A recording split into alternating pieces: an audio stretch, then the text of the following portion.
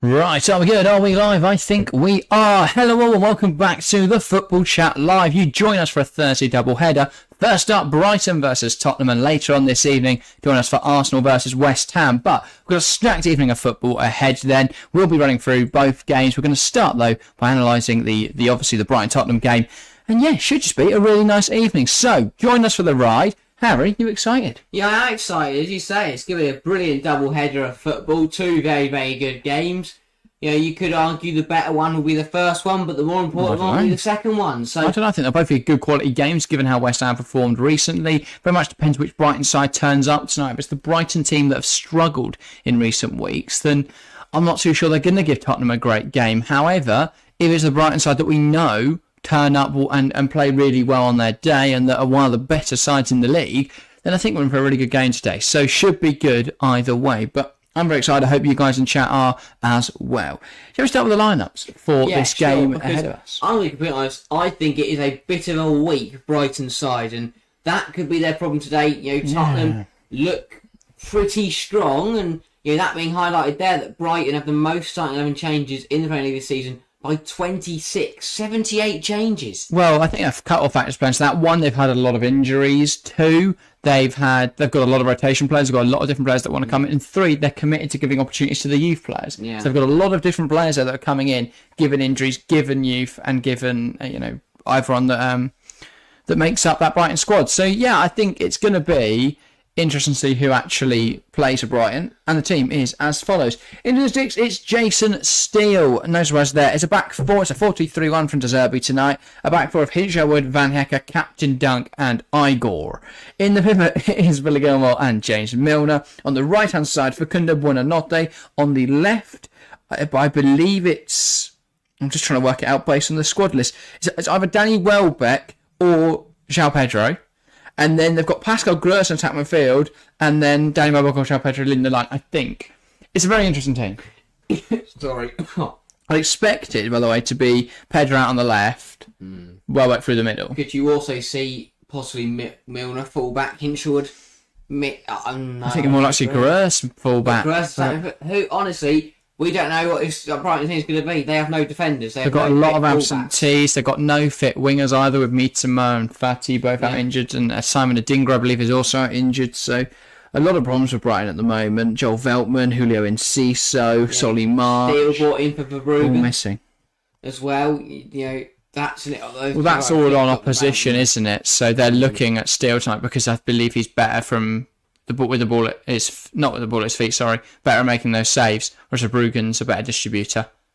I think Steele distributes long a lot better, which is where they're going to look to play the ball tonight.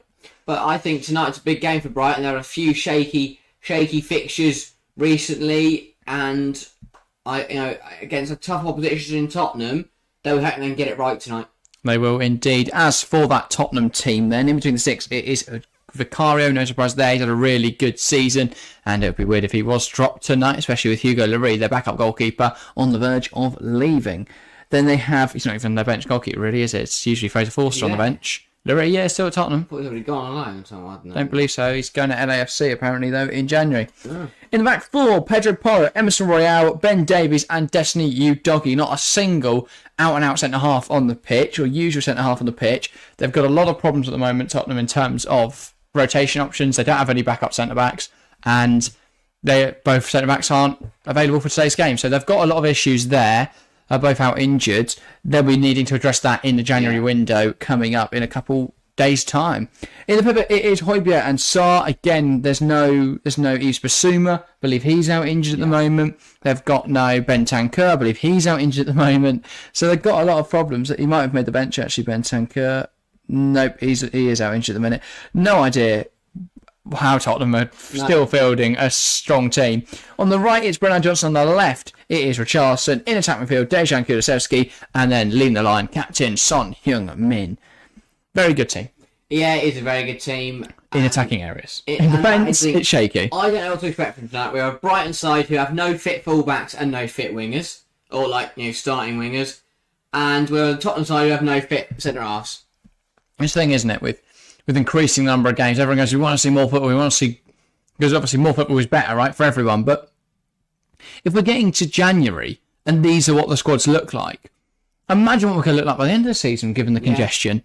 Will we genuinely just see a load of youth sides in the Premier League? Yeah. Because everyone else is going to be injured. Obviously, we know. Also, we might tonight might still be a special game, but I think early on in the pre-match here, you could argue that if both these sides are fully fit, we're in for an absolute cracker. With those weaknesses, could the tail be turned because of those injuries? I mean, I think this game's really up in the air tonight because I think Tottenham would be strong favourites given Brighton's poor form of late and the fact Tottenham were competing right at the top of the Premier League. I think that, without those injuries, Tottenham would probably still be in that title fight, but they can't be when they've got they've been on such a poor run because they haven't got a fit squad. Yeah. Just about welcome to the stream. Hi, Jack and Harry. Good to see you, Chelsea fan. Always great to see you in these streams. And thank you for tuning in this evening. So 8 minutes to kick off then. Anything you want to touch on? Anything tactically, structurally for either side? What do you want to talk about? I think this is more about, for Brighton, a good performance, no matter what the result is, because it wasn't good enough against Palace last Thursday. I think they've had a tougher season than everyone expected. After last year, I think we expected them to do similar things to what Aston Villa have done and push on, be right at the sharp end. And they're still there or thereabouts, but it hasn't been what we'd expect from Brighton. And I know they've got injuries, but a lot of teams have got injuries and they're still performing. So I think it has been pretty tough for Brighton.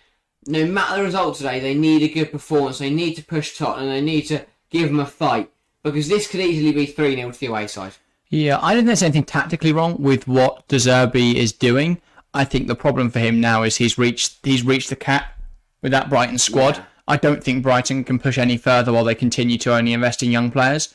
So for De Zerbi, it's either Brighton need to change their transfer recruitment to become a top side, or he has to go to a better club. And I think that will be what happens. I think he'll get a move to a better team, whether that is Liverpool when Klopp moves on, whether that's Chelsea when inevitably they sack Pochettino at some point over the next 2 years, whether that's Manchester City when Pep eventually leaves, whether that's moving abroad if an option becomes available at, I don't know, PSG or Barcelona. But I think De Zerbi's due a big job now. I think he's reached the limiting factor with this Brighton side, especially given the injuries. There's not a lot he can do with this team. And I think tactically though, Brighton are a very good team. They just make too many errors because he's not got the players he needs to be able to compete. Because I think a lot of people have been making the argument that anyone can beat anyone now in the Premier League because everyone plays pretty much the same. Yeah. Pressing isn't something that only the top sides do. Even Gary O'Neill at Wolves, their side's one of the best pressing teams in the league. Antonio Raiola at Bournemouth now, one of the best pressing sides in the league. It's just that coaches up and down the Premier League are stronger coaches now. Yeah. Right at the bottom of the Premier League, you've got coaches who can play any brand of football and want to play that attacking brand of football. So I think that makes for quite interesting. And obviously, like Marco Silva is the Fulham manager. He's quite known for a strong pressing team. So I think that's definitely contributing to why Brighton have seen so many problems this season, is that they don't have the relative quality when everyone's playing a pressing system. Yeah. They were so dominant because they were the only side, because they were playing their pressing system, and while they didn't have the relative quality, they were able to beat smaller sides because they aren't playing that sort of football. But now, because their quality is the same pretty much, given their injuries and other problems, and the players they lost last summer, it means that I think they are now on that same level as clubs like Wolves, and tactically they haven't got an advantage anymore. Yeah. So for me, that's why Brighton have seen this downfall this season. As for Tottenham, we know they're a very good team. We know that once they have a full fit side or any fit centre-halves, they're going to be right back up there again. They've really missed Mickey van der Ven. Christian Romero can't stay fit or unsuspended. They've got James Maddison out injured at the minute. Once a few of them come back, they're going to be in the money. Obviously, they've still got Son to leave for Asian Cup as well. But I think Tottenham are very good. I think Ange's a very good manager. So yeah, and despite the injuries, Tottenham kept the results ticking because they've adapted. Now, really, obviously, I know it's a bit harsh for injuries, but for me, at the end of the... I know injuries are hard, like some teams are ridiculously, but they've lost their two starting centre-halves. Yeah. But to then not have another centre-half in the squad, like, come on. What are you expecting? Exactly, and I don't think that's on Ange or anyone like that. It's on the poor transfer recruitment over the last decade of Daniel Levy. The fact that, Ange would rather have not had a backup centre-half than keep Davinson and Sanchez around. Well, does that not say it all? That Ben Davies and Emerson Royale playing right playing centre-half side rather than playing And to be outside. fair, they've adapted well. Tottenham have kept the results ticking on nicely. They'll want to be doing the same tonight. And they'll sign... You'd like to think they sign a centre-half in January, right? Yeah, At minimum one. They have to. Possibly two.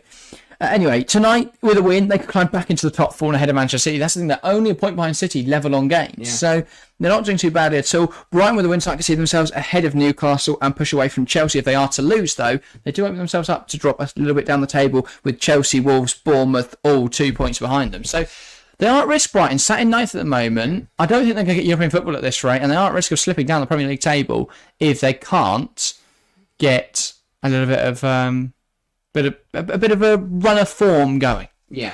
But yeah, anyway, we're about to get underway here. Players coming out of the tunnel, so I think it's time for predictions. But in the meantime, Alex Arsenal fan, welcome to the stream. Good to see how everyone's doing today. I am great, Alex. I hope you are as well. Harry, how you doing? Yeah, I'm doing alright. That is great. So, prediction time. Chat, make sure to get yours in the live chat. Get involved. But Harry, what's your prediction for today's game? I will go Tottenham 2-0. I think they'll have enough to see off Brighton. I think Brighton will give it a good go. But eventually Tottenham will find their way through and just probably on the night be the better side, play the better stuff, get the 3 points. I will go for a Son goal, and then the second we scored by Dejan Kulusevski. Fair enough. I will go Brighton 0, Tottenham 4. Oh. I just worry about Brighton at the minute. They don't have that quality going forwards, and that's going to if they can't finish off chances or create loads of chances, it means they're going to be more prone to having to defend against chances. So I just feel like Brighton are going to struggle today. Yeah. And this Tottenham side are very good. So I will say a Son brace because he's in good form at the minute. I'll say Richarlison as well because there seems to be some belief and confidence reinstilled in him under Ange Postecoglou. And then I will say Giovanni Lo Celso from the bench. He'll come on either in that attacking midfield area or on one of the flanks, and he'll play well. Yeah, fair enough. 2 minutes to kick off then. Make sure we get your predictions in. We've got a couple coming in. Chelsea fan going 3-1 Tottenham and 2-0 Arsenal. Alex Arsenal fan going 2-all Brighton Tottenham and then 3-1 Arsenal. We'll do our Arsenal predictions. Actually, we'll do them now. Might as well because we won't have much time to talk about Arsenal before they get underway. So yeah, what's your Arsenal West Ham prediction? I will go, we haven't the lineups, but I will go, again, same as my game, Arsenal 2, West Ham 0. Yeah, fair And I'll go Bukayo Saka and Eddie Nketiah. I will say... Arsenal 2, West Ham 2. I think West Ham will get that point. I will go... I don't know who's going to score for Arsenal. They've not been very good going forwards, Arsenal. They've been one of the best defensive sides in the league, but they're not really good going forward. I'll say Saka and then a Havertz penalty. And I'll go Mohamed Kudus and Lucas Paqueta for West Ham. All right, we're a minute away here from kick-off at the Amex. For what should be a great start to a double-header of Premier League action. I hope you guys are looking forward to it. We certainly are here in the studio. Hopefully we're treated to some good football. We are live for the next, 2 hours? Something like that? Yeah. So yeah, loads of football to get in. Very, very excited for it. Prematurely. Rested in the coin toss, taking his time, isn't he? Blimey. So Jared Dillett, the referee for this evening's game. Good ref. He's quite a good ref, yeah. And let's go take, I don't know what we're waiting for. Lewis Dunk's going to say something funny. Because he's got that line, wetting himself.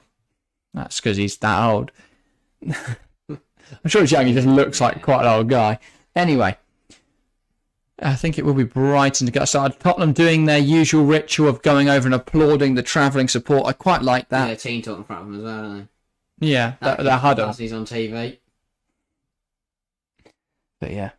6 votes in the poll and chat, by the way. 33% are going for Brighton, 67% going for Tottenham. So, still a lot of belief that Brighton can get something from tonight's game.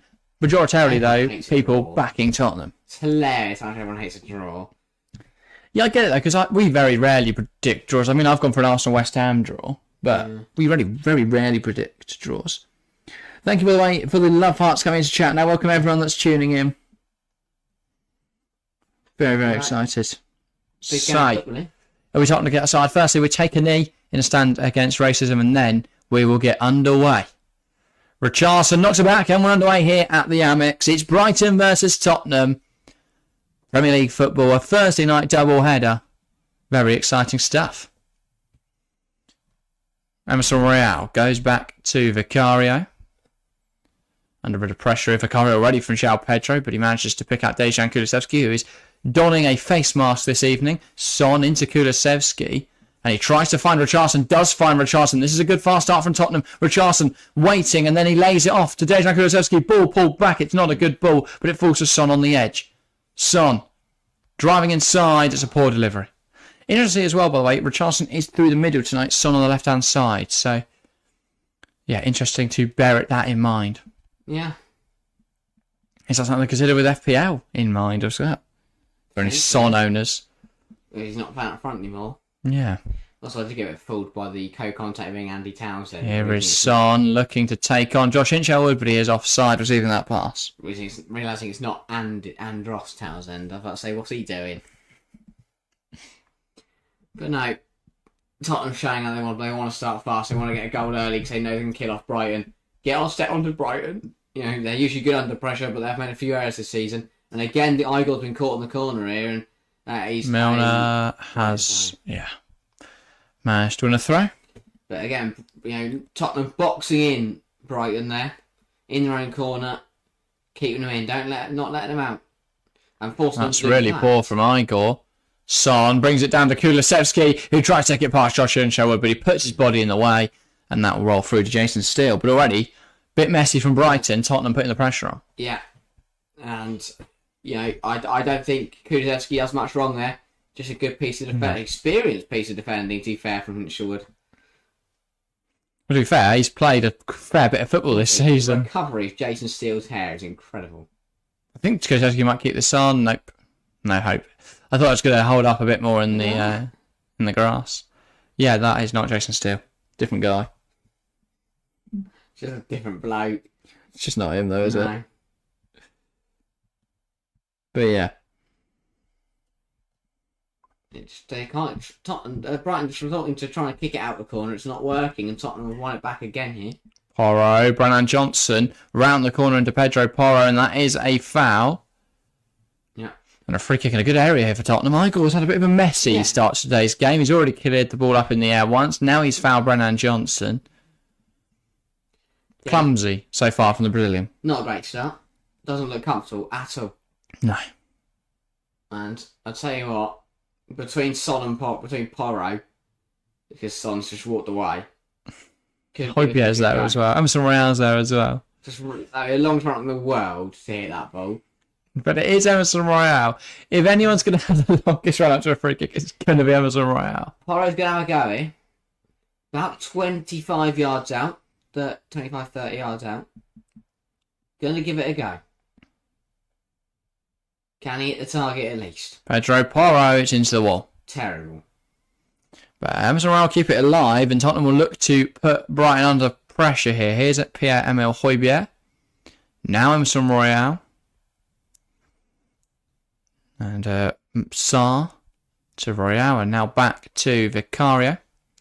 Just want to say, by the way, I don't know if anyone saw this, but any fans of Premier League predictions, anyone who watched our Premier League predictions on a Friday, and can remember back to my Wolves-Brentford prediction of 4-1, completely nailed that. Well, very happy when that came in last night.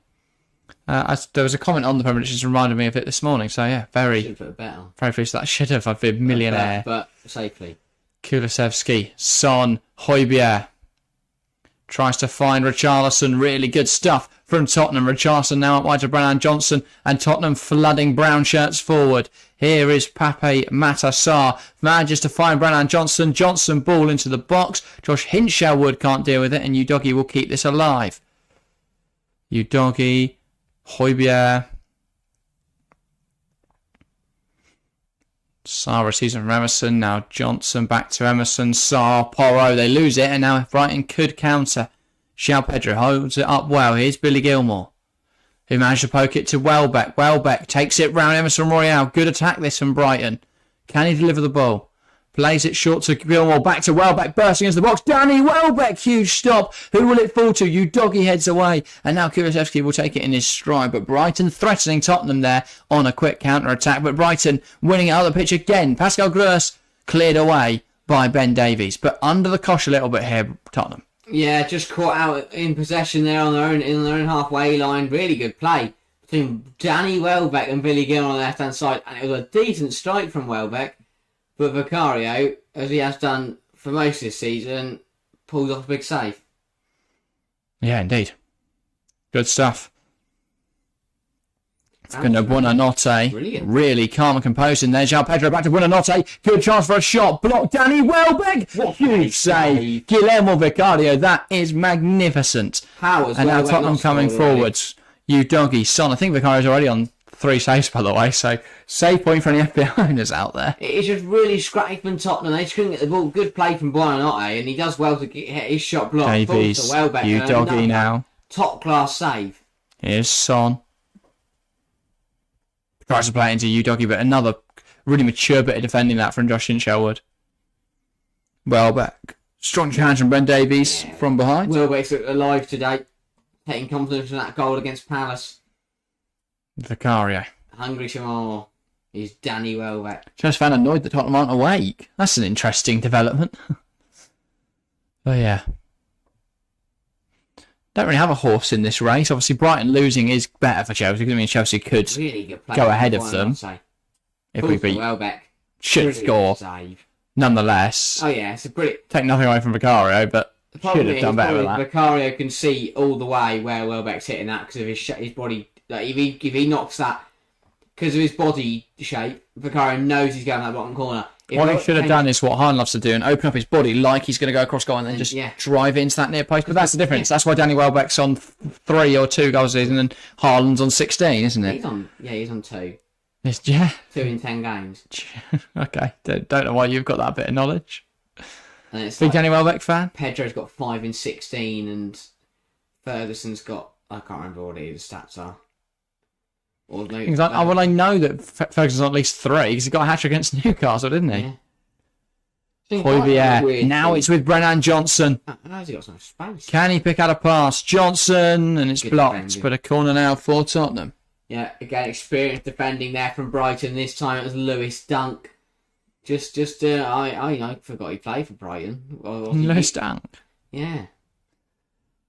One of the best players of the year, mate. I mean, he thinks for a goal kick. Not quite I sure don't think he what does. he's seen. I think he's just turned someone to Mark Brennan Johnson at the near post. Short corner from Tottenham. Porro, Kulusevski, and a chance to whip this in. Dejan Kulusevski headed away by Welbeck. Need to be a better ball, that. João Pedro. Oof, caught against Brighton in attack. They can't. And Jason Milner forced backwards. Igor goes back to his goalkeeper, and Jason Steele can hack that clear. Both teams have been caught in possession pretty cheaply at times in this game. Udogie brings it down to Porro. Now Emerson Royale. I don't know if this is a weird observation or not. I know I'm sure chat will either validate it or call me mental, but I think the crossing standard in the Premier League has dropped this season. Balls seem to be laid way too low. I don't know whether a lot of teams are just instructing those balls to be whipped in a bit more rather than floated, but it's just been shocking. Of course, this is a weird moment here, but they've gotten away with it, Brighton. Still had to come out far and then headed it away. Fevda Kulusevski, surprise! If he brought it down better, he could have had a ping from range there. Winning goal of the season. Hoybier, now Son. Can he poke a ball through? Udogie, Son. Try to find Udogie again, but Son can't quite squeeze it to him. There because he had his hands all over Son the whole time he ran around him. Yeah. Emerson Royale, now Ben Davies. Hoybier manages to go down the line. Udogie's going to run into this space. He may well keep this on Destiny Udogie. He can't. But he did very well to almost get there. With a lot of ground there. At one point, it looked like he was going to get there for all the world. The next minute, it looks like he's miles away. This was the first Welbeck chance. Brilliant from Gilmore and Welbeck on that left-hand side. Welbeck comes in. Again, it's pretty readable what he's going to do. Vicario stays strong, makes a good save. And then the second one was even better. I think it's a bit of pesky groundswork from Brighton. Because the ball seems to pick up a lot of pace when it gets into those areas. Hoybier tries to find Richarlison. It goes through the legs of Van Hecke and through to Steele. I think that was purposeful from Van Hecke. If not, there'd be a terrible piece of defending. He knew that didn't have a lot of pace on it. Oh, he's still got Also, looking down at his watch after just 10 minutes. Probably thinking, I've got plenty of time. Or maybe he's not really thinking we haven't got any time left. I reckon he's just keeping time. Yeah, but probably. Make sure the rest not. I mean, there is a big clock up on the right hand side. If you could just look at that, but Sure. Fraser Forster. Oh, no, not Fraser Forster. Vicario. It'd be 3-0 Brighton by now. Son. It would be. Son looked to play it inside. He's been forced back here, and a poor touch from Son as it evades him, and now here's Danny Welbeck. Welbeck's been really good tonight. Yeah, he's got on the ball a lot, yeah. I'm enjoying watching him. I mean, I'd argue he missed a big chance. I think he's done well. Should have scored that. 2 really good saves. Milner. I think if you're in the 6-yard box, you should score the goal. Pedro. Still going. Lovely movement from Pedro. Buonanotte, time and space, take a shot. What an effort from Macundo Buonanotte. It's Hinshelwood. Oh, it's Hinshelwood, sorry. Lovely effort from Brighton, and they lead 1-0.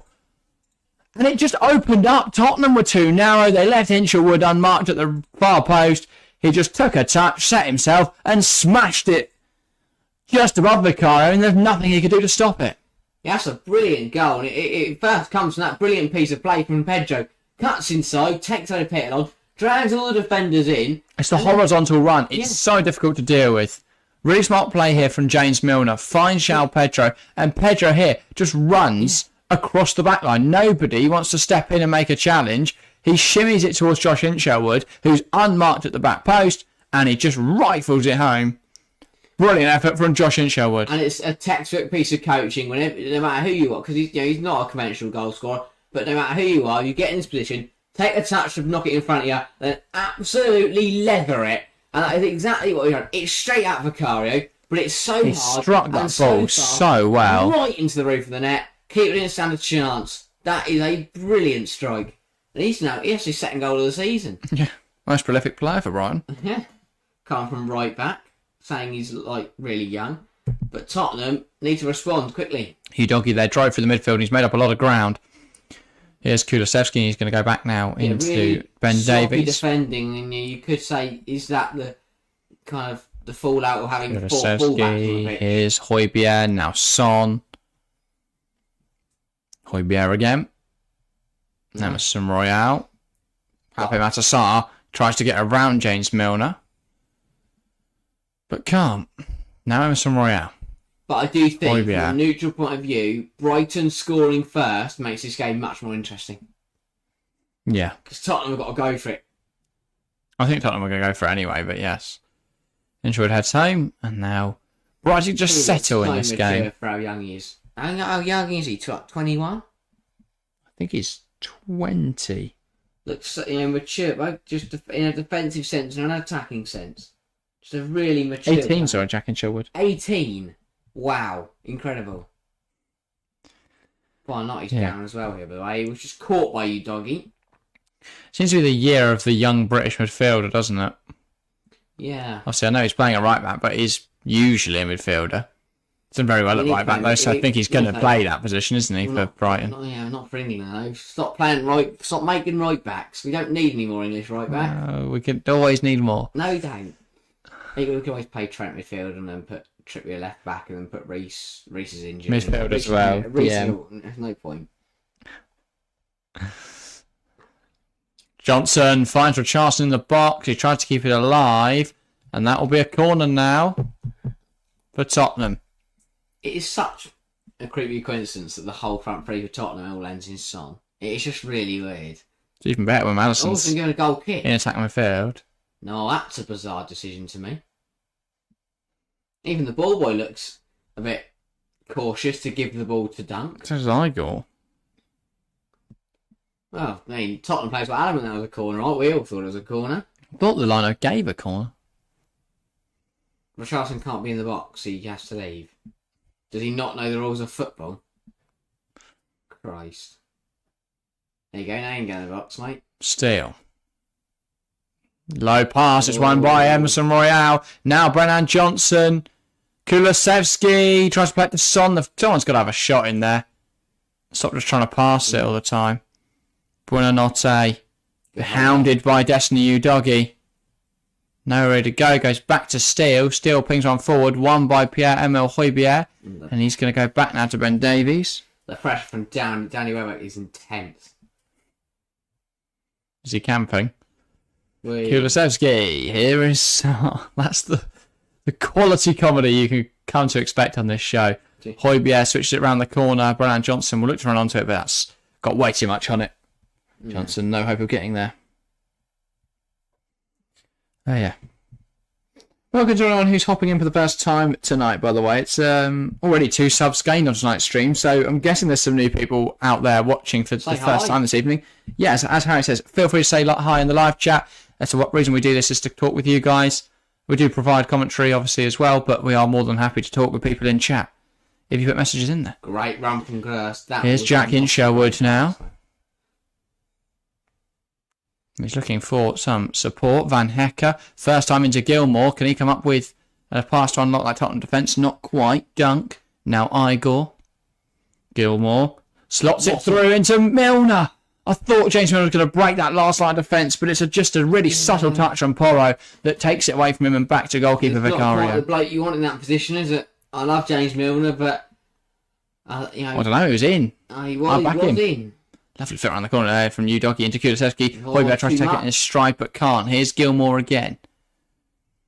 Gross, lovely switch of the play. João Pedro, Brighton are really strutting their stuff here this evening. João Pedro, huge save from Vicario. He's definitely mustered up 3 saves now. Yeah.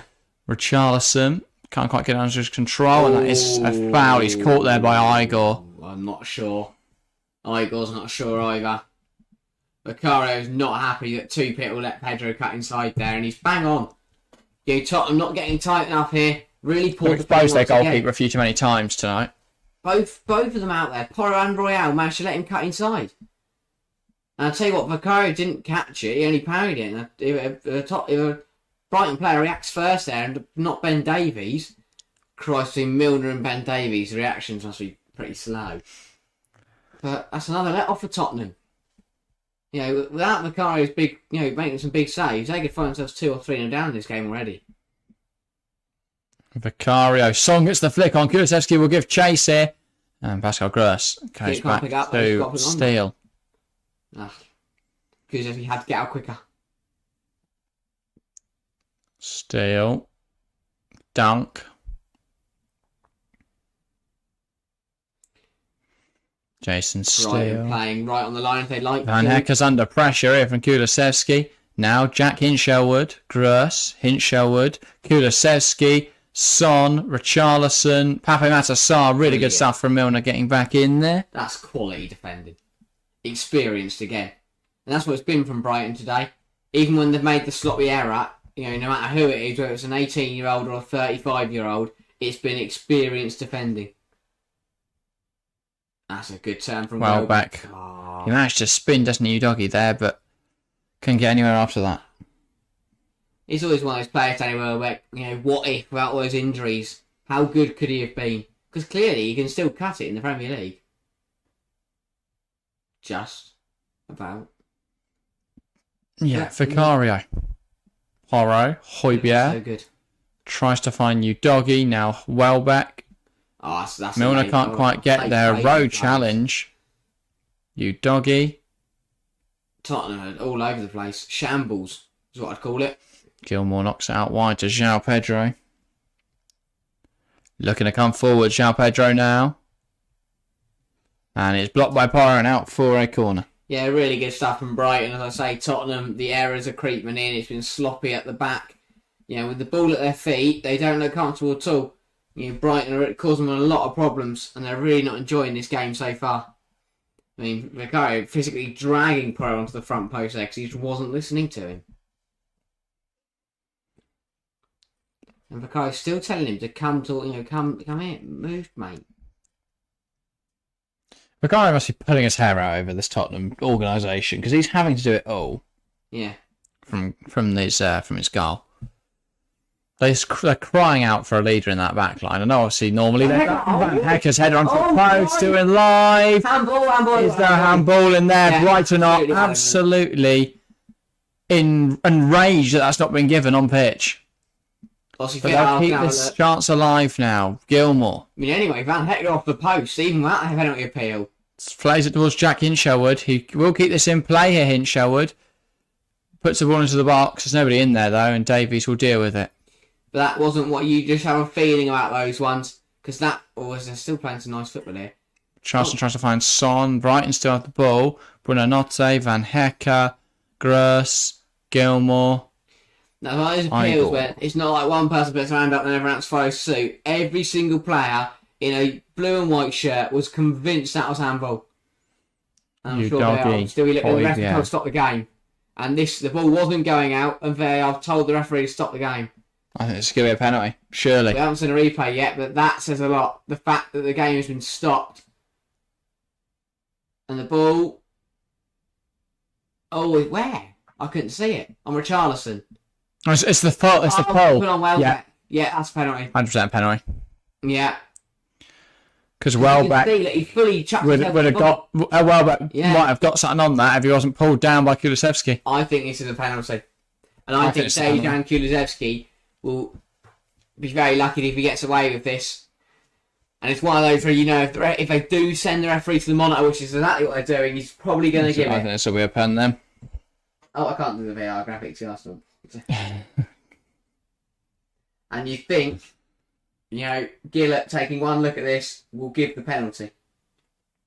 Yeah, definitely. Look at it. It's not even. It's blatant. It's not even like it's subtle. Fully just got a chunk of his shirt and he's pulling them backwards. He's not even tried to hide it, Kulusevski. That's really... Because, defenders usually might give a little tug of the shirt just to put the player off, something the rest not going to see. But in a land of VAR, and that's inexperience showing, that is really poor. You can't do that. And the referee... Yeah. There we go. It's a penalty for Brighton. This has been a tragic start to the game for Tottenham. They could find themselves 2 down after just 22 minutes. And it's a stonewall penalty, and this is why people slate VAR, but tonight and last night, the Chelsea Palace game proved exactly why it's here, to give these decisions that are clear and obviously wrong. Because we had the Chelsea penalty yesterday, which was not given on field, given by VAR, 100% the correct decision, and again today... Is he not lucky to avoid a red here? He picks up a yellow card. I'm not saying it should be a red, just want to start that conversation, because... Is it not denial of a clear goal scoring opportunity? I think there's other defenders around him, isn't there, really, I suppose. Yeah, I guess. That's the pen, says Chelsea fan. Pedro, it's a double Brighton's lead. So he's already picked up an assist. Can he get a goal? João Pedro. From 12 yards. Steps up, slight jog to his run up. Strikes the ball and it's in. Good low driven penalty and it's 2-0 Brighton. A mountain to climb now for Tottenham. And Brighton, it's João doing the Rashford celebration point to the head. Everyone does that. Well, the celebration popularised by Rashford now, I should say. Obviously, Ruben Neves was doing it in 2017, but still. Rashford's the one that doesn't get to do it, though. Everyone else gets to do it. But perfect start to this game for Brighton, deservedly. We are halfway through the first half here. They deserve really good pen, Pedro. Yeah. Really good pen. And Tottenham have got a lot of sorting out to do. No organisation, and Brighton are absolutely cruising in this game. And they have been from minute 1. Yeah. And De Zerbi doing his usual, not watching the penalty. See a few managers do that nowadays. It's a definite penalty. No, 100%. Ball bounced around. Welbeck would have got there. Welbeck would have 100% got there. Danny Welbeck in the 6-yard box. He don't miss those. Vicario. That's a lovely looping ball towards Kulusevski. It's headed away by Gross, but that will be a Tottenham throw. Yeah, a lot to think about for Tottenham now, because if this half carries on the way it is, they could be 3 or 4-0 down come half. There's just no organisation in the defence. No. And it's led to confusion and a penalty that should just... It should never happen. They should deal with that ball. No one should have to make a foul like that. João Pedro delivering 100% success rate on his penalties this season. I've got 7 goals in the league. Quite impressive return, to be fair. Yeah, might all be from the spot, but it's decent. I think he's scored some floating play as well. Surely we should put him on at least 8. And good goalkeeper there for his Yeah, really brave. Bold. Coming out well there. Yeah. John Hasbulla-Beck says, what's the chances Spurs come back and win 4-3? I mean, it's not impossible, of course. I mean, they could even win 3-2 or 4-2. Says it all, though. 8 shots to 1. And that is exactly what... 5 on target for Brighton as well. If it weren't for Vicario, Brighton could easily be 5-0 up, and this could be Newcastle-Tottenham vibes. But that's only 1 shot off target out of 8. 2 have been saved. 2 are goals. No. What are you on about? No, it's 3 off target, isn't it? Yeah, Tottenham obviously can come back this game really easily, but at this rate, Darting inside now. I'm gonna. Richarlison is Saar, pokes it towards Brennan Johnson, and that was not kept him. Just not clicking for Tottenham, and this is what I'm saying. They can come back this game, but right now they look, miles off the pace of Brighton. Yeah. And is this a renaissance? I don't know if renaissance is the right word, but a revitalisation of Brighton, because they've not been good this season. I don't know. You never know you get Brighton. This is pretty much 7th in the league. They'll smack Newcastle about and then lose to Everton, and they'll beat this team and lose to and then draw to Palace, and you never know what you get at Brighton. And today, so far, they could go on to lose, of course, till today. Yeah. But if they see a win here, they've got West Ham next week as well, which will be a huge game because they've be very tight, especially if West Ham go on to lose later today. Yeah.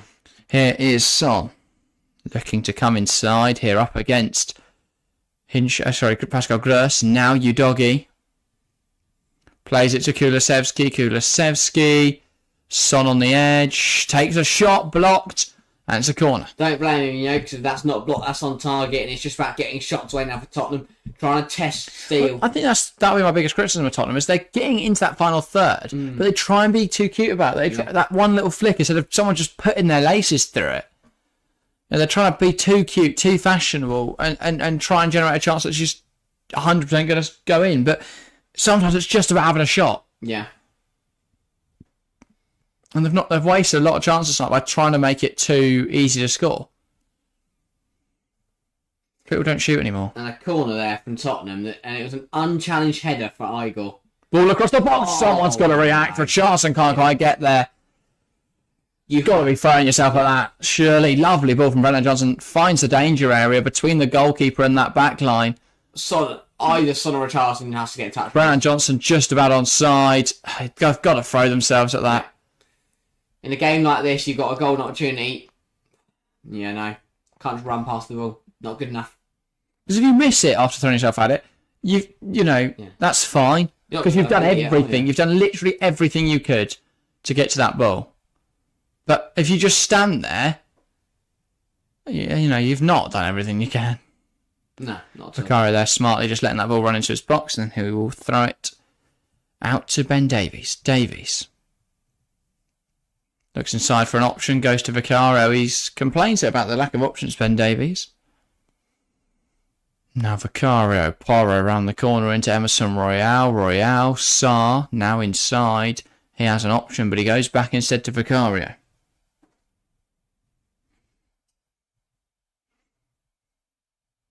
Here now is Saar.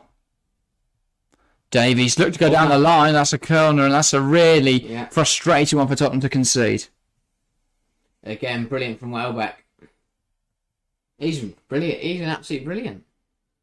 Honestly, Danny Welbeck, quality. Yeah. John, I think your reference in chat is a bit old for us, but I don't know who the Wildstone Raider is, but I don't know if that's insulting or not. Well, corner Brighton, and if they can get a third here, wow, we have got a game in our hands. Gross. That's a lovely delivery, spiked up into the air. And, Richarlison tries to get rid of it. Udogie then trying to run it out of defence.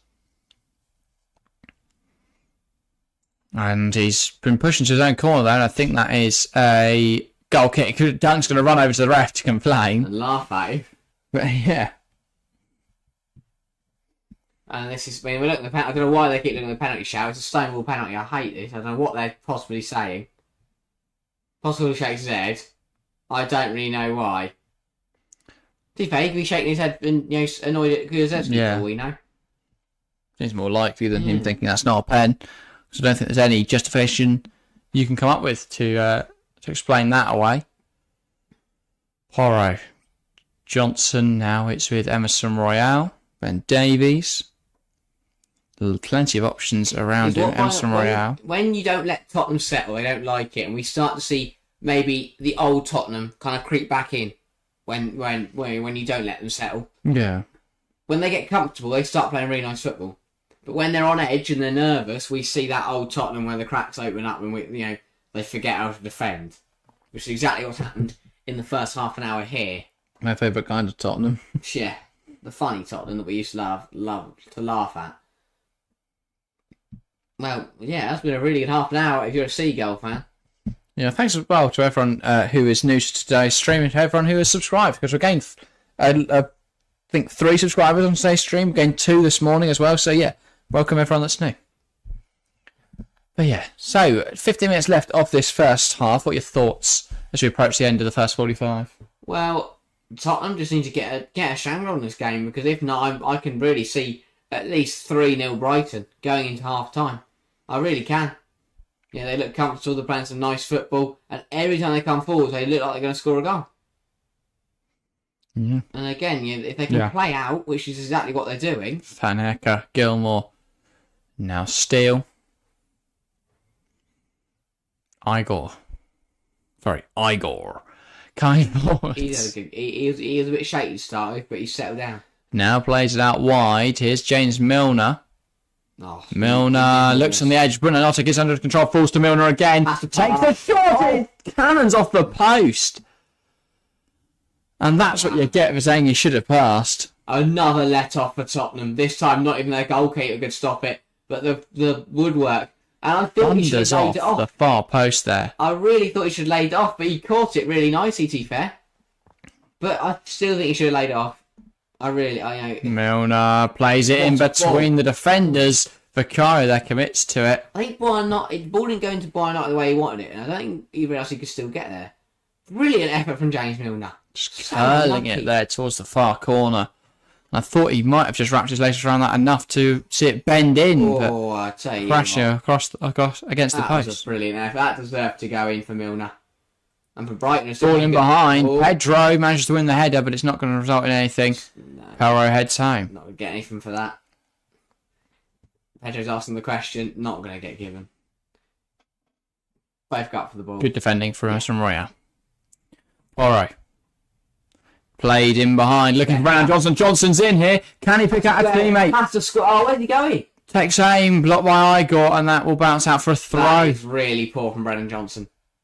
He has to, surely, Richarlison and Son are screaming stuck in his feet here, I think, for Johnson. It's a really, really good ball. Ball of quality from Pedro Porro.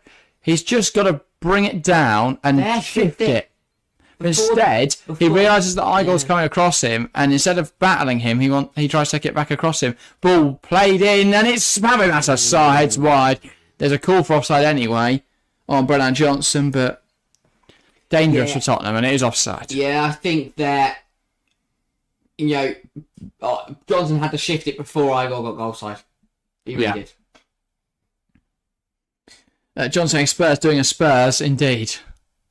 Very Spursy at the moment from Tottenham. And this is why they're not near the top of the table. They're not top of the table anymore, because they've let the Spursy things creep in. And that's because it's the Spursy players returning to their starting lineup. Ben Davies, Spursy things. I don't know. I don't know if you can necessarily blame Ben Davies, but not solely. I'm not saying it's all his fault, but because Emerson Royale playing fullback's not a great idea. Centre half, you mean? Centre half. Yeah. Or fullback, just don't play. Well, no, he's a good attacking fullback. And he works really well in a Postecoglou's system. He can't play he's not a very good defensive player, though. We know that. I think he's playing a back two with Ben Davies, who's not very good. Leadership. Yeah, there's a clear disorganisation in the back line and an unfamiliarity. Like Romero might be a car crash, but he's organised. But even in you don't have Ifasuma dropping in between the centre halves. You've got Hojbjerg, and now here come Brighton. They've got 3-on-2. Can Buonanotte pick out the right pass? He goes to Welbeck. Welbeck plays it across, trying to find Pedro, flicked back to his goalkeeper. That's a pass back. Not in the eyes of the referee, Jared Gill. I'm not sure how that's not a pass back. Yeah, Welbeck's saying the same thing. That's confused me, that. Yeah, but no. Anyway. Really, really don't understand that one. James, welcome to the stream. Liverpool winning the league. Trust it. Fair enough. I don't think that's too bad a comment. A couple of years ago, last season especially, I'd have been calling you mental. Kulusevski, and he's tried to drag that with him into the box, but doesn't have the momentum and ends up falling over. So 10 minutes left of the half. I think good first half for Brighton. This is very definitely. Good. But just on what James is saying there, this has to. If this is going to be the year that someone other than City wins it, it has to be this year because they're so far the pace. And then you are looking. Well, I don't know, because for me, once Pep goes, City won't be as dominant as they are. Yeah, maybe. But I think you're definitely looking at Liverpool and Arsenal as your front runners. If I had to choose one, I think under those pressure moments where they need points, where they need results, I'd back Liverpool against Arsenal. Because Arsenal last year, they lost a game. I think January's going to be huge. Because if Tottenham can reinforce that backline, I still think they can make a go of this title. I know tonight doesn't paint the greatest picture, but they're only a point behind Manchester City. It's not There's a long way to go tonight, and they have had chances. For me, Aston Villa are still in the conversation. I think they could do with something in January. I'm not exactly sure what. Silly from Hinshelwood. Doesn't need to do that. Yeah, I think he might pick up a yellow for that. Yeah, avoid one. Son's very angry, yeah. Yeah, I think the big thing for Villa... But again, we've spoken about his maturity there just quickly on Hinshelwood. That's a really smart foul there, because he's not giving away a yellow card. It's not in a dangerous area, and it's getting under Son's skin, a player who's already frustrated. But even that is a back pass. But even the maturity as well... I guess the intent wasn't there to play. It did not look like... What was the intent then? To score an own goal? I don't know what the rule is. It looked like Em's trying to flick it backwards with back heel. Which is even better to see, because that would have definitely led to a goal. But yeah, anyway, what were you saying? I can't remember now. On the title fight. Oh, hang on. Ball in behind, Buonanotte! There we go, he's off. He's frustrated because that would have been 3-0. And I believe his first Premier League goal of the season. He did have a little look. He looked off to me. But you never know. He didn't to me. He looked like he timed it correctly, but I'm guessing the linesman, who is the pressure linesman, is at the ground. He's probably going to have a better opinion than me. Danny won't play the pass across. Took a bit too long. Let's have a look. Runs on. Yep, goes way too early. Yeah, unlucky. Smart, really nice goal. But yeah, I think January's going to be crucial for a lot of sides, because Arsenal still need something in their front line, because I don't think they've got enough goals there to really win the league. Liverpool, what do they need? I don't know. A world-class team would be ideal, but they can survive, I think, without one. Maybe a right-back if they want to push right into midfield, but Trent's doing really well in the role he's playing right now, so I really don't know what Liverpool Joe Gomez is shifting. I think the big thing for Villa is this weekend. Who have they got? I can't remember. Who would you predict? Burnley. This has to win. Because Villa have had 2 tough results on the spin now. The draw at Sheffield United and the loss to United. If they want to prove they're still right at the sharp end, they have to beat Burnley this weekend. James says January will be the title decider. Whoever has the best January will win it. What, the transfer window? Yeah. 100%. I do think that will play a huge part. Obviously, you can't account for potential injuries, and I do think that Liverpool being in the Europa League does benefit them massively, because they can rotate in that or just bin the competition off entirely, whereas Arsenal will want to go deep in the Champions League. However, I also do think Arsenal will be knocked out of the Champions League quickly. So Højbjerg, Richarlison, Son takes aim, it's blocked by about 4 bodies. So... Is it Brighton not actually getting back in as the last night defence with a big block? Liverpool definitely does centre-back, says James. I don't know. Well, I maybe. I think I do because he Matip's out for the season. season. That. Yeah, well, sorry, I forgot Matip's out for the season. Yeah, definitely then. Because Canate and Van Dijk can't carry it. Out to March at least. Well, even then, though, you need another centre-half. That's the end of the season. And Quansah, I don't think, is there yet to start Premier League football. A few games, but he's your Europa League centre-half. It's only on the draw, yeah, definitely. And like Ben Doak can always play if you get some Slovenian first division. Well, that's the other thing is why do Liverpool just not have a backup right winger? Salah's played every single game pretty much. I know obviously rotated in Europe. Yeah, but still, they don't even have anyone to come off the bench for. I get now that they've got Ben Doak, but he's only 18. It's even when they rotate Salah and don't start him in the Europa League, they'll bring him on after 45 minutes. They'll bring him on after 50. Both sides just don't have a backup. I don't get it. You know, City don't go, well, we don't need another striker. We've got Haaland. He's never going to get injured. They've got Alvarez, who, now Haaland being injured, Alvarez is scoring over fun. We have a singular backup centre-half, and with Canate's injury proneness. Yeah, I get what you're saying, James. Yeah. Even Van Dijk can get an injury or 2. But do Liverpool go for a starter or a rotation option? I think if they've still got another Carroll Cup's winding down, but they've still got if they want to win it, they've got 3 games there. Still in the FA Cup, still in the Europa League, in the Premier League. I think whoever you're bringing in is going to get a lot of minutes. So I think you can go for a starter. I really do. Is a £50 million Jean-Claire Todibo out of the question? Not at all. Not at all. I think that would be a great bit of business. Yeah. but I don't think Nice will want to let him go, No. is Bremer's just about to sign a new deal, isn't he, at Juve?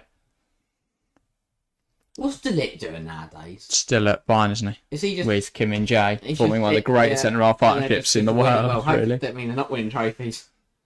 Yeah, no. It's one thing they're not doing. Could they get Schlotterbeck from Dortmund? Potentially Because so. Dortmund are shit. Yeah, I think if you ask any of those Dortmund players to leave, they go, yes. But perfect left centre-half rotation with Virgil van Dijk. Because I don't rate Joe Gomez very highly as a centre half. He can put a shift in there, but I think he's much. But also, better there isn't a than backup left centre-half. No. If Van Dijk does get injured, which we know there'll have to be some sort of makeshift job there. I think that would be a problem. And then you would have Schlotterbeck, Van Dijk as left centre-half options, and then Konaté Gomez right centre-half options with Matip to come back in as a right centre-half option. I think that makes a lot of sense. Ball in behind for Brighton. They are just causing so many problems for this Tottenham high line. And João Pedro having a great game. He's offside anyway. But, I mean, how Everton let him recover that ball, I don't know. Would rather spend 50 on Inacio. Yeah, Goncalo Inacio is a good shout as well at Sporting. Again, those Sporting... he's onside, by the way. João Pedro there. So if he had made something of the chance, it would have counted. Yeah. Which is weird why they put the flag up so early there. Well, he did. He didn't like to get to the ball, to be fair, because I don't know how Everton will let him bring that down. Yeah, are Sporting still in the title fight? I believe they're top, aren't they? I don't know. I've not really kept up with Liga Portugal. No, yeah. No. Yeah, Sporting are top by a point. That's why I don't really see them letting Inacio go for 50 million. Unless they can line someone up. And would Inacio leave right now? Well, told you you're going to play 50 I guess. remaining games. Really, yeah. Brilliant. That's really strong from Pedro. I think I do agree slightly over the line there with that challenge. I know. I mean, it's Emma Højbjerg. He's got a bit bigger fight. Yeah. And I think he's walked himself into the book here, Pedro. I think he screamed himself into the book. Yeah, I think... Oh, yeah. If we're speaking of Liga Portugal, good one also they got stood in the way and he's been booked for it. Right. If we're speaking Liga Portugal, is Antonio Silva out the question? Or is that just too expensive a deal to pull off, especially in January? Benfica are knobs when it comes to selling their players. It's going to be 80 million, isn't it? You're going to be breaking a transfer record. Yeah, in January. Well, second, I think, behind Gvardiol, wouldn't it? Yeah. Is he worth that? I'm not quite sure.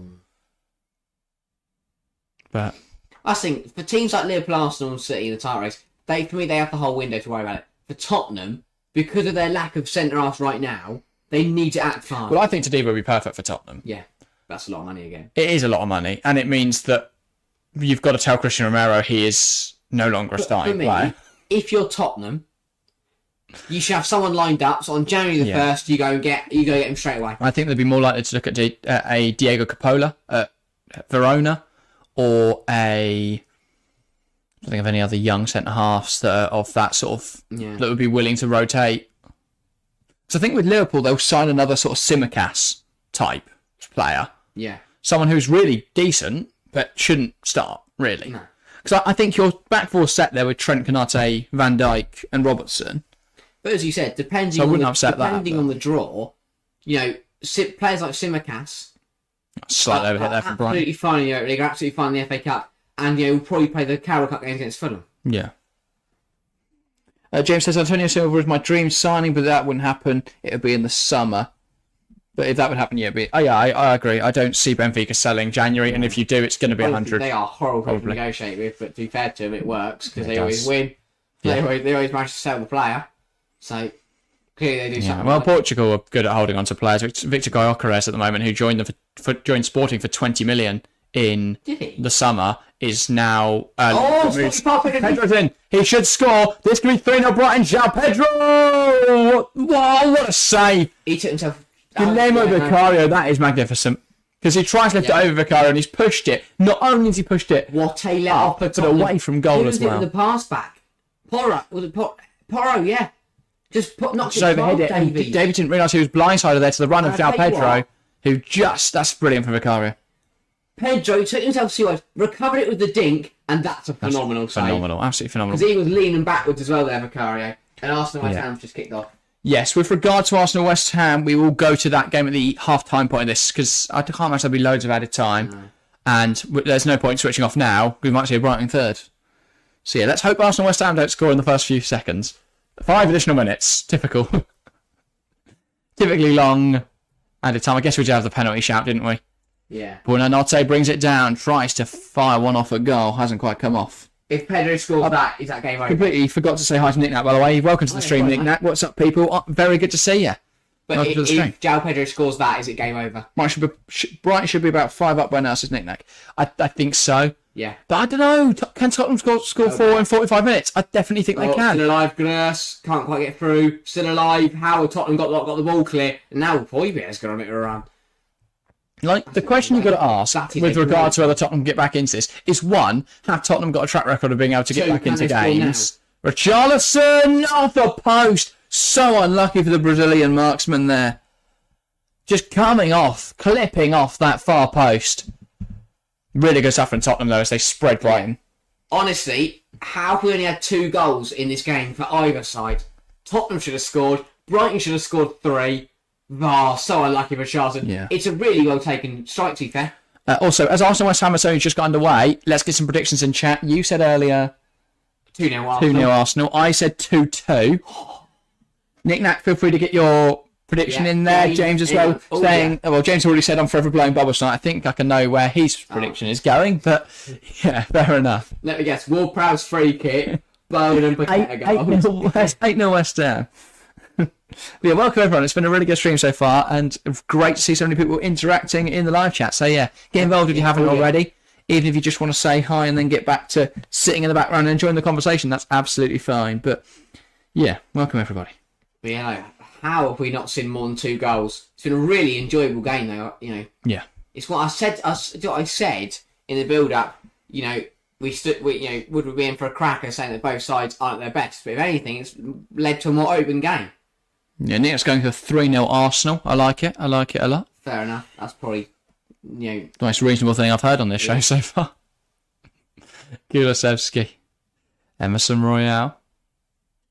Now Destiny Udogi tries to spin his man. Now Son plays it towards Dejan Kulusevski. Ball in, blocked by Gross, and that's out for a Tottenham corner. James is going 2-1 West Ham, a Saliba, and then Kudus brace. Fair enough. I'll take Saliba from FPL team. Moyes will be playing for the 0-0 as usual, says Nick Nat. Yeah. Well, I don't know. David Moyes with this new flair team with a Paqueta and Kudus flying. It's not David Moyes. Bowen is a false 9. I don't think I've ever seen David Moyes use a false 9. Usually it's a long type of forward. Skamaka's crying right now. He'd suit that team well. Still got James Ward-Prowse in there, obviously. Your textbook. Well, it never was Phil English. He always had Maran Fellaini in every team. And now he's got Thomas Souček, so he's happy. Johnny Evans. And I think he'll replace him with Scott McTominay. Johnny Evans and not English. Ooh, that wasn't really good.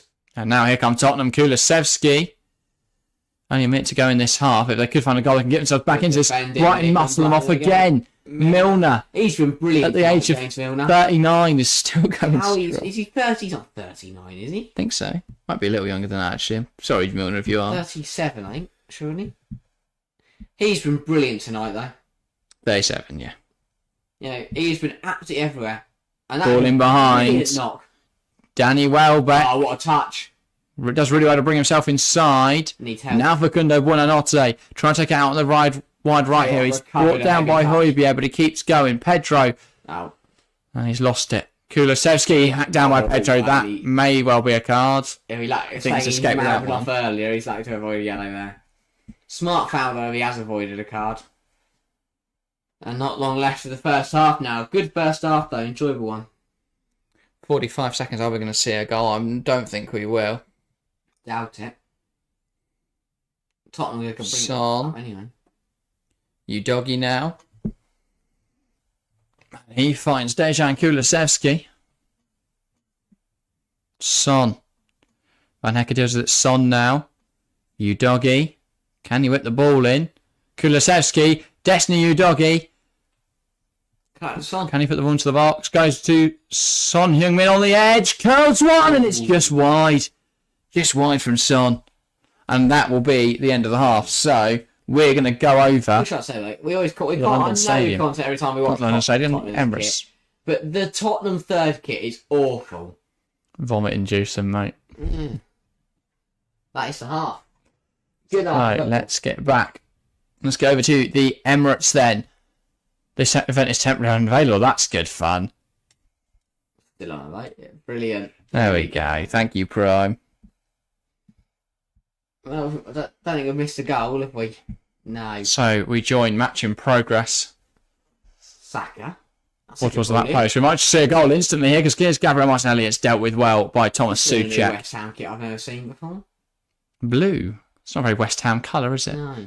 I'd expect a lighter blue for a West Ham. Like they're obviously on their badge. Mm. They're claret and blue. We'd expect a little bit of a lighter blue. Saliba. Here's Declan Rice against his former side. Yeah.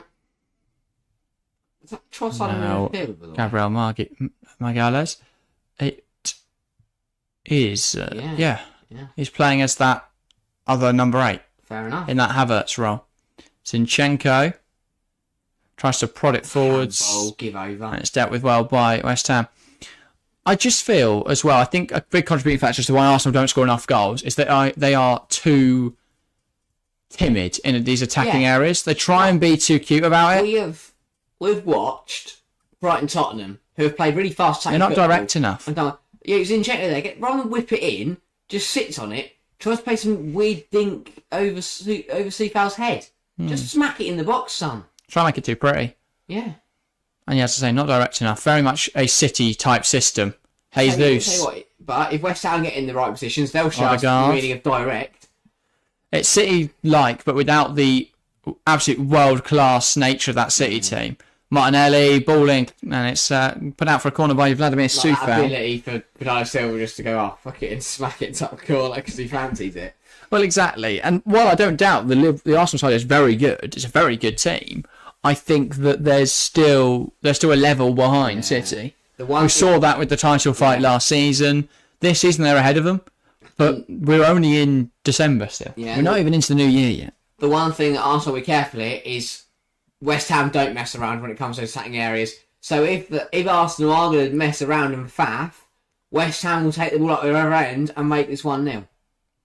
They're not. They won't. They don't mess about West Ham. Trossard headed away by Vladimir Seafeld. And I tell you what, the form they're in going forwards. If they get over his head, Ward-Prowse can't quite get there.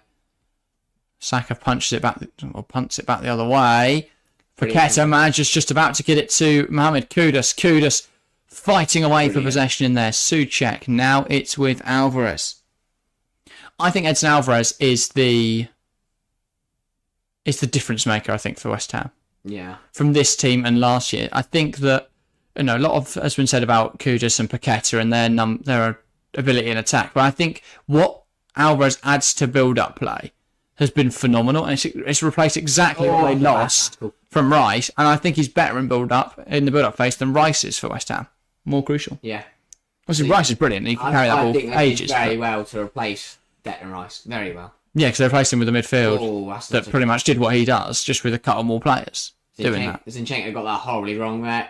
Completely takes out Seafowlh. Yeah. Free kick to West Ham, and you just don't give away against West Ham, who possess James Ward-Prowse. Your number one point on the whiteboard would be you don't give free kicks away in this area because this is a good chance for the Hammers. Yeah. Now, so as we're halfway through the season. Yeah, but so much can change. Look at the gap Arsenal had to City last year. I think it's bigger than the gap Arsenal have to City now. So I think the only thing that makes Arsenal's case for a title push this year stronger is that there are other teams in it to take points off City. Ward-Prowse, ball in, it's headed towards the Arsenal goal, but no serious threat there. I'm curious, I didn't realise Angelo Ogbonna was still at West Ham.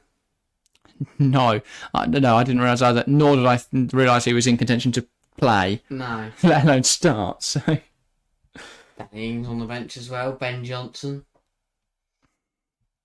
Gabriel, here come Arsenal. Martinelli loses the ball again, but he still goes and he's played an interesting pass to Saka. Just lifting it into Bukayo Saka there. And Saka. They just here's Odegaard. Saka again. Martinelli. Ball lifted in. Jesus manages to head it to Trossard, who's just about kept that in play.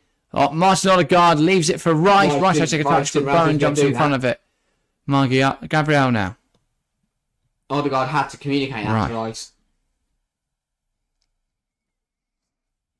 fine. Good No, I think he just wanted time to take a touch, didn't he? And didn't realise that Gareth Bowen was breathing down his neck.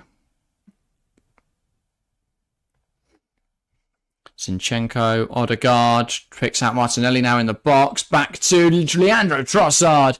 He rushes his shot there. Got under it. Leant back. Hit the gun as well on the goal. Blazing over the bar. Yeah. But it's just well, we can keep saying it's not direct enough.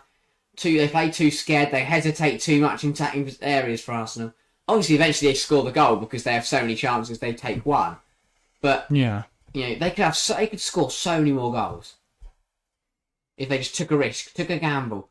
Especially against, I'm not saying West Ham are bad, but I understand it against a big six or top six side. But against those teams lower down the table, take more risks.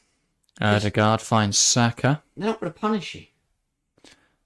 Saka to Trossard on the edge, tries to find Martin Odegaard, and that is a foul there on James Ward-Prowse. Heavy touch caused him a lot of problems there, Trossard. Yeah. And then eventually, I tell you what, I think Ward-Prowse has got a little bit. It was the pullback. I didn't see the hands. It was all in the hands. Personally, I think Liverpool are favourites now. Market doesn't agree. Not sure why. Some kind of City bias going on. Well, they've worked out that live win probably. By the way, it's 0-0 in 12 minutes. There'll be Arsenal's XG and the fact they're all over them. But Nick Nack saying City bias going on. I think it's not necessarily City bias. It's more that people know City. It feels inevitable that City are going to come back. It's just how late they leave it.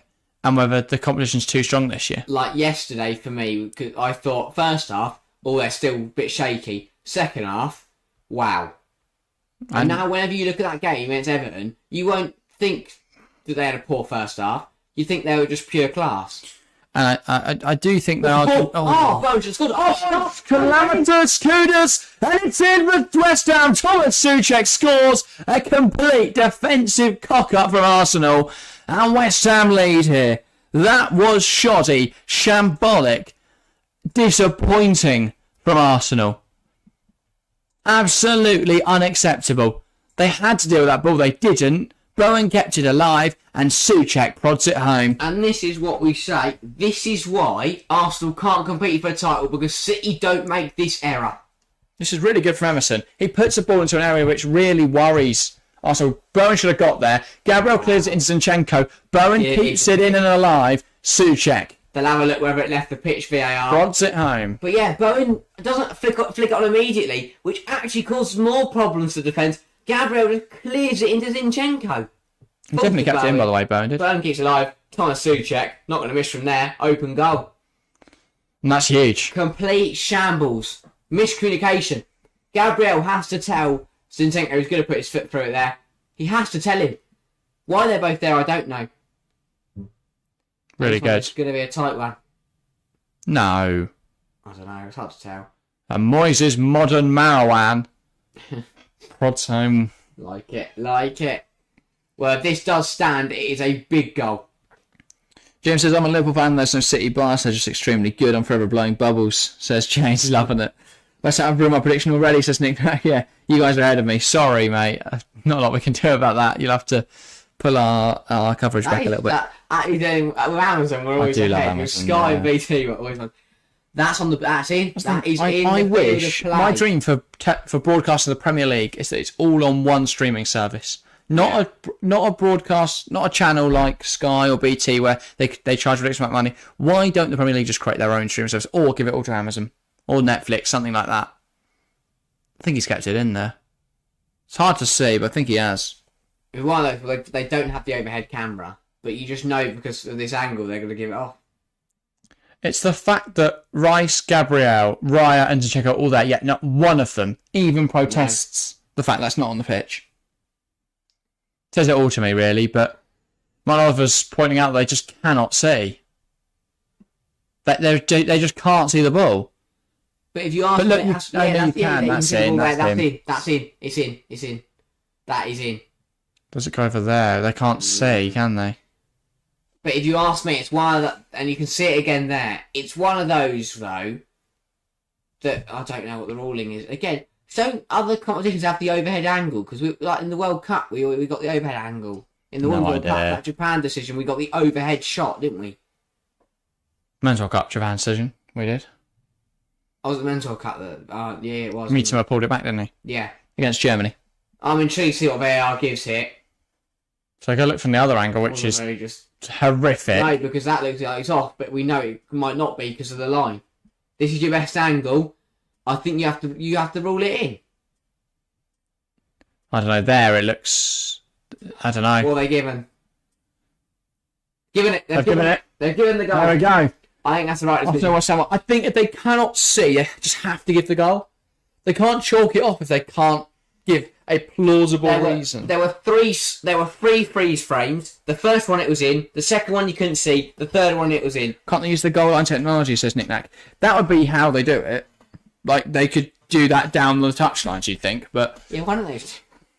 Don't know. I guess it's more. They put it on the bar, don't they? Oh yeah. I think. I don't know how they would do that though. I think they. Yeah, but also you have to wear loads of different watches. One for the goal. Other option, we bin off the sidelines, the lines of the pitch, and we play with walls.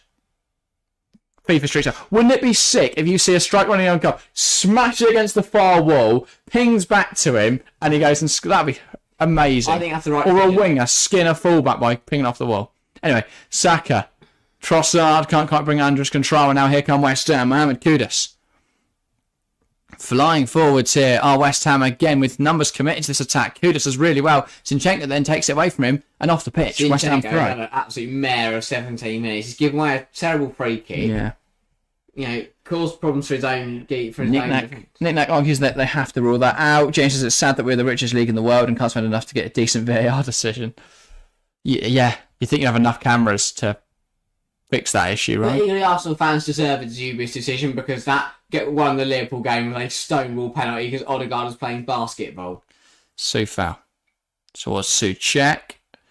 For me, the fact the Lino didn't give it on the far side, the fact that none of the four Arsenal players who could all have a clear shot of the ball, none of them protested it, that was enough for me to say that it's not gone off. Yeah. Because they would have protested that, sure. Oh, yeah, no. But none of them did. I would have if I was on the pitch. None of them did in that moment. 5 yards in. Zinchenko was literally stood in the goal so he could see down the line and he whines about anything. Oh, yeah. So, baffling to me. All the Arsenal fans have raced to Twitter to complain. Well, just everyone's shown the clip when Odegaard decided to try and score a layup. But what also annoys me, and I saw this compared again, look at the Onana one. That Arsenal fans hate Martin Oliver as well because he once sent off Martinelli for 2 dissents. Good. Like the same thing with Dallo. Yeah. That Oliver did the other week. Clearly, Oliver does not like being. I like it though. I'd do exactly the same as the referee. He's just a strong ref, isn't he? Yeah. If someone abuses me or shouts at me twice, I'd send him off.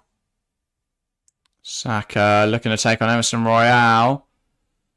But this is that's really good from Saka because he's drawn a foul. Now Odegaard runs off pitch. That's a goal kick. They're annoyed there. That's not been given. It is a foul, Saka. That is a foul. Advantage was played because Odegaard had the ball. Yeah. So I don't really know what Arsenal want there. You've kept the ball. You've kept playing. I don't know. Is it a foul? I think so. Where's Emerson supposed to go there? Not into Saka's legs. Saka's ran at him though. They ran at each other. No, Emerson stood there and Saka's tried to run through him. Obviously, he's got nowhere to go. Is it? But I don't know if that is a foul. Well, I don't know. What would we prefer to watch? Is that game already done?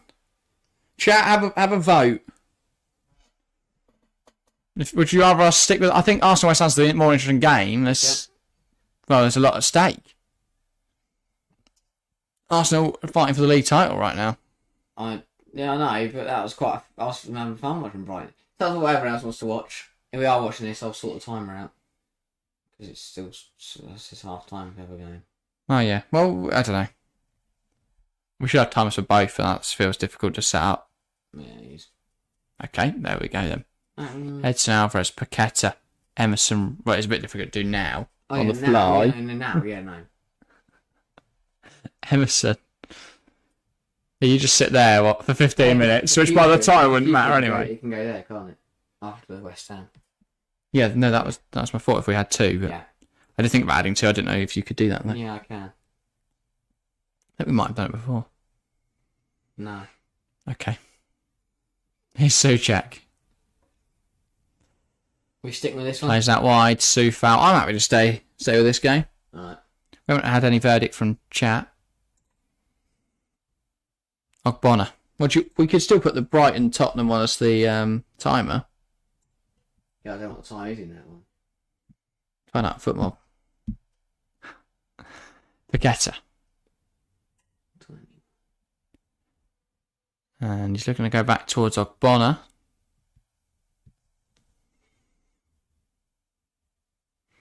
And now David Raya. Not David Raya. Alphonse Areola.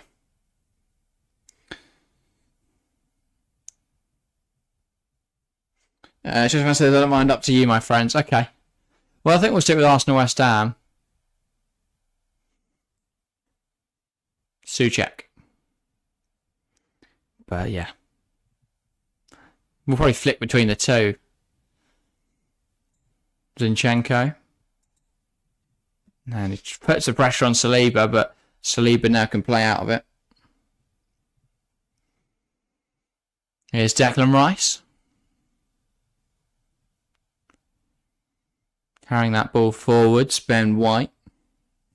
Just the fact there's a 2-goal margin in the other one and 1 goal in this. Yeah. Arsenal score their level if Tottenham score. Still work to do there. Zinchenko. Carrying it forwards. Once again, nobody in my FPL team's keeping a clean sheet this week. Dubravka, Konza, Saliba, and Udogie. You'd have thought there'd be at least 1 clean sheet in there. Trippier. None. Petrovic, Trippier, Robinson, and Saliba. Robinson. Oh, Anthony. Yeah. I think the Sheffield United defender. I was like, no wonder. Also, he would have got minus points. Just couldn't own goal. Yeah. Here come Arsenal. Trossard. Actually, there's 3, obviously. Now Martinelli. Zinchenko. He might look to shoot, but he goes to White. Rice. Odegaard. Rice. Now to Saka.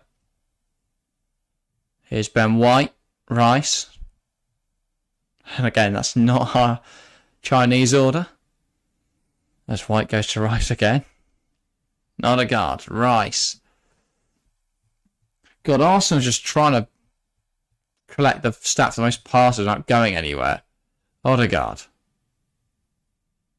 Saka. Jesus. This is a bit more promising. Knocks it out wide. Trossard.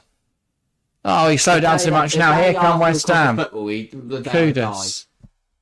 Well, the West Ham are sat narrow, and they're more than happy just to keep shifting their shape slightly left and right every time Arsenal play it, around them. They're doing this U shape, just over here, back round here. It's just boring.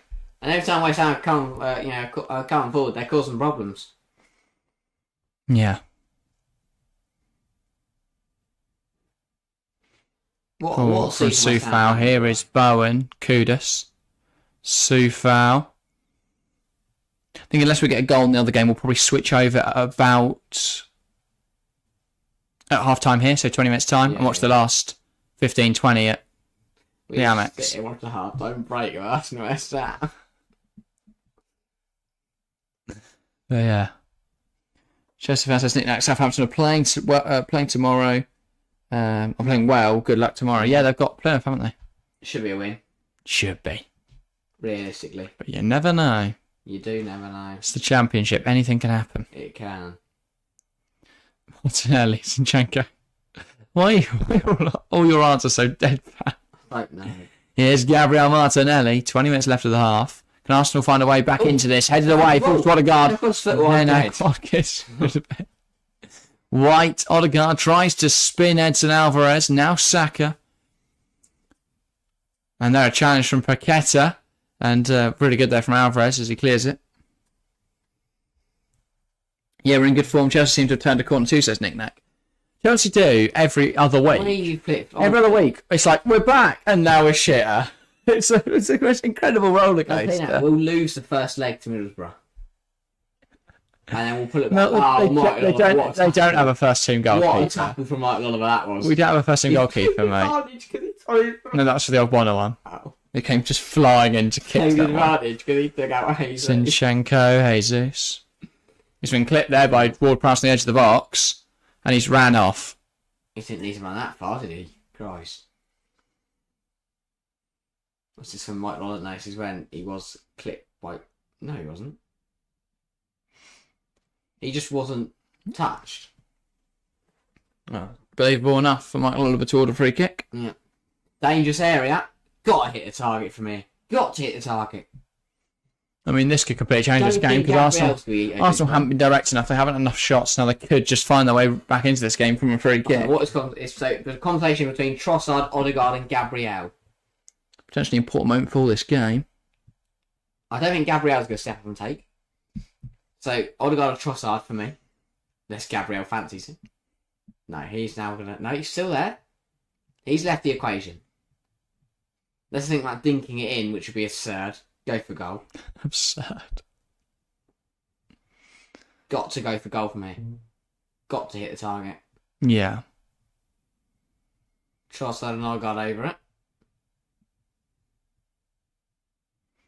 And I think it will be Leandro Trossard to take this then. Gives it short to Odegaard, back to Trossard. They've completely fucked that. Now here come West Ham. Kudus. So, but it's an easy chance to have a shot at goal, and even then they don't shoot. Kudus is really well there. There's nothing more frustrating Falls to than a team taking over a minute to have a chat about what they want to do as a free kick routine, and then just completely balls it up. What a waste of our time. You know, we did football frustrations on the... Yeah. Or irritations on the podcast. Chris's podcast. They just had a really... Got a new one. Oh, That's why. But yeah. They had a really in-depth chat what we want to do. Just for them to roll the ball to each other and then trip over it. Deflected behind, apparently. It's Saka's efforts. That will be a corner. Off. A ghost? Because that looks like miles wide. Arsenal probably head this back to their midfielders on the edge of the box anyway. And then they'll go back to bloody Raya. Don't want to score from the corner. That's just... This will be headed clear by a bar. It'll fall to Saka. Saka will put it over the bar. An interesting strategy here from Arsenal. Just Didn't beat the first man. I mean, they filled that near post with players, but Suko stood in front of all of them, so it didn't really matter, did it? I know. And Kudus then winning a goal kick. Honestly, it's unbelievable. Why would they like Lola for? Because they're going to talk about this chance again, aren't they? It's just... I hate this. It's in. Maybe. I think it's in. Yeah. And if it isn't, that's a corner, and Sucho probably would have scored anyway. This ain't... Oh, because it's a terrible... Stop pausing it there. You can't see anything. Again, angle's deceiving. That's in. That's in. Maybe. So there's nothing to say that's out? Yeah. Okay, there we go. You think they get cameras? There's some conclusive evidence. If that camera has a higher pixel quality, then they'd better see. Well, any pixel quality. But it didn't help. They didn't film on a fucking potato. If it was in or not, wouldn't they? The ball with Bowen's knee wasn't blurry. Bit of a doddle in it, actually. Like his knees all swollen and blurry, and he can't see anything around it. The one thing I don't like about the Amazon coverage is the quality. I think that might just be the Amazon problem, not the... I don't like the quality's a bit... I guess it's because it's streaming it. And to be fair, they are live. They were just a online shop. Yeah, but they are. I guess they just don't have the infrastructure ready to broadcast live sports. Yeah, because they do a couple games a season. They don't do it every week. I can't see all of Arteta's hair follicles. But I do like some of their stuff. They are quite inventive. Like with I think the subs and stuff. I think the scoreboard's quite clean. Might have to take inspiration for our new innovation of our scoreboard. Jesus lifts it towards Saka. What? Brilliant header. Brilliant save. Wow. Magnificent from Alphonse Areola. That's a world-class save. That is a world-class save. Really cute from Jesus. Inventive. Good header. Wow. And impressive. Tip it over as well. Tip it up. Push it up. It's just, really strong. That's a brilliant save. Headed hands went for Arteta as he can't believe they're not going back of the net. He's his corner. He'll eat the first man. Give me some odds. Saka. No. Ball in, headed away. I didn't beat the first man. Beat the first West Ham man. Didn't beat the first West Ham man, though, no. Saliba. Paqueta. No, stumbling a bit. Really good How is he after still that got from all that Lucas there? 'Cause Paqueta. He's been injured, so he kicked it out. He should have given it to Kudus and kept going. That's not good. That's not good. When a player kicks the ball out for themselves. He just got caught there. I'm not sure which Arsenal player it was from. And that who's been just That Syed Ben Rama, I think, that we're ready to come on would make the most sense in that been told to position. take his coat off and go for a run. By Moisey. Well, while he is down... Oh, I've done it again. We'll go back over to the Amex briefly. Why? Well, because he might be down for a minute or so. What? Tell him, let's sync the time up with the Brighton Tottenham game and just leave it at that because it looks weird. I agree. What minute are we in? We are in the 64? 54. Can Tottenham please score in the couple minutes we are over here, please? You doggy. Here's Kulusevski. You doggy! Almost out of timing. Brilliant little save from Steele. Falls to Son, it's still alive. Tries to come inside. Manages to get it to Pape Matar. If anyone watching the Arsenal game could update us when they're back underway, that'd be good. Son across the box. Cleared away by Dunk. Be annoying if Paquet's just got straight back off again. I don't think so. I didn't look Son. like he was going to do that. Comes inside, he's brought it on the edge. No penalty in the eyes of Jared Gillett, but I'm sure that will be checked. And now Brighton are coming forwards. Welbeck. I have to shift it. That's a go. What's he doing? What is he doing? I don't know why it's rolling back the Milner's years. arriving. Milner's arriving. Look at Milner. Someone please look at James Milner. How that ball has not just been played. I don't know. Lovely little curler into the run of João Pedro. Could have completely unlocked that defence there. Richarlison fouls João Pedro there. That was unnecessary. I didn't actually see what happened. He's holding his face. Brazilian 9 on Brazilian 9 contact there. It's a yellow card. Yellow. And Richarlison's shouting things at him. What's he do? Hang on. Goes and pushes his neck there. He pushes him in the neck. You can't push someone in the neck. Brilliant block from Van Hecker. Brilliant save from Jason Steele to deny him. They're claiming handball here, Tottenham, and a foul. No. Maybe. Oh. I think they are going to have a long look at both these decisions. Out of the box. Out of the box. Oh, is it? No, it's not. Oh, I don't know. I don't think it is. And thinks the penalty. Either that or he's imitating Jude Bellingham. I think it's that sort. I don't think they are even looking anymore. I think Richarlison's a lucky boy there, by the way. You can't push a player's neck. Also, why is Emerson Royale sagging?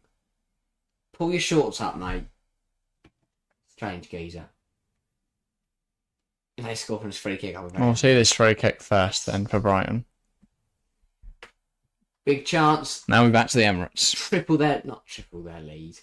Give them the third goal. 6-0 up for the free kick. Bang. Grass ball in. It's messy. It's Dunk. It's wide. And ball claims in there. We'll just make sure they're not penalty claims. No, I think it's the other way. Not confirmed penalties. I think it's handball claims from... Dunk did just grab it. To be fair. He didn't. He did just pick up and front volley at home. Throw it in the net. Go on. If they change the score and then VAR check it. He has grabbed it. They still said Jack it over the bloody monitor, wouldn't they? Ball in from Zinchenko. White skimmed it on. What a surprise. Wide. West Ham did have to bring Paqueta off, by the way. Not good. Yep, so Benrahma brought into the fray. See what he can do. And the ball long. Gabriel wins it. It beats Jarrett Brown in the air and then beats nobody in the air. And Jesus is flattened by... Mavropanos. Yeah. I think it's a slightly makeshift back two. We didn't actually do the lineups before kickoff. No, we didn't. Slightly makeshift back two today for West Ham. Mavropanos and Ogbonna. Neither of their starting options. I feel like Mavropanos has played a few games, though. No, he definitely has, yeah. But Aguard out injured and Zuma in court. So... It's actually... I'm not sure, probably. Cat stuff. See the amount of predictions you predicted an Aguard header when he's been out injured. And no one's mentioned it. Yeah. Look out for the next one. Did you actually say he was going to? Maybe. Oh, dear Lord. Every week. And got header. Bang. Saliba. Here's Odegaard. On crutches. Here's Declan Rice. Possession, 73% Arsenal. But it's not about when you have the ball, it's about what you do with it. Mm. And here's Hayes. That's a good turn. He's got to hit it. Jesus, Odegaard, Saka, Jesus, Martinelli has had a shot finally. And it's wide. No, goal kick. But it will be They are doing my head in, Arsenal. Shoot! For Christ's sake, have a shot. He's checking a VAR penalty. I think this is a penalty. Actually, bloody lucky for Arsenal because they've been crap. I think this is a penalty. They just keep passing on the edge of the box in a U shape. No one has a shot ever. Let's have a look. Oh. So after the ball's gone though. Clumsy though. You can't fly in like. No. Oh, I need it. No. Where Emerson's not in the one. Arsenal keep playing on. Not a pen. No. Odegaard disagrees. Might not have tells him to shush, mate. Don't care, mate. Don't remember asking you. No, completely justified decision there. Yeah. And I know Arsenal fans will go, oh, look, he's gone flying in. He could have killed him. He couldn't. And I'll go, hang on, should we just look back to it? Just went boom, boom, boom, boom, boom with that then. Swish. Odegaard scored that, 3-pointer. Yeah, I don't think he scored any. Have you seen the Onana one from the Everton City game? Oh, the pen. That Yeah. should have been an Everton pen. No, the City pen. But Onana's handball for it. I don't know about it doesn't matter, but it's what he's put his arm up like that. Could have. And it's hit his armpit. It was David Coote, weren't it, that gave that? Yeah. The same referee who didn't give the Odegaard one, and the same referee. I think David Coote There's is another one that another David- I think Man City fan. Yeah, I think David Coote's not very good at refereeing. Or he's on the Man City payroll. One of those two options. But yeah.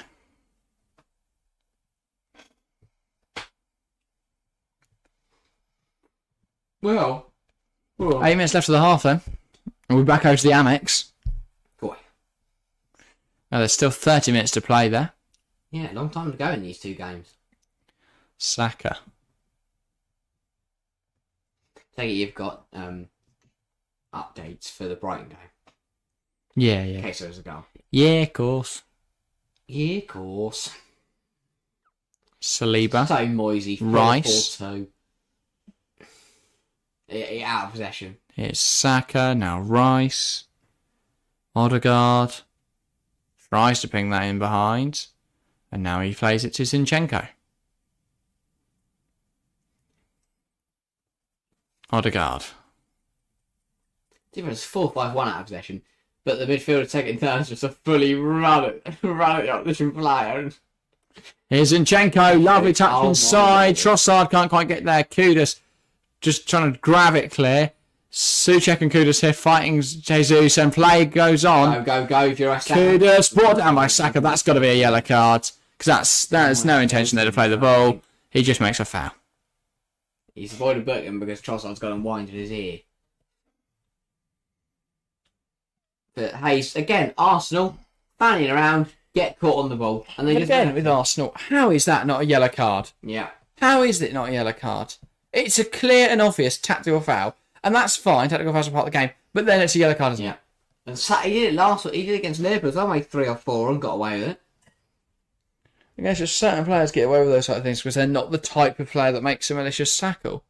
Whereas if Mavropanos flies in, he gets booked straight away. Oh, yeah. It's like Bruno as well as another one. Oh, I hate him. Bruno can murder a man, they'd probably go play on. Mm.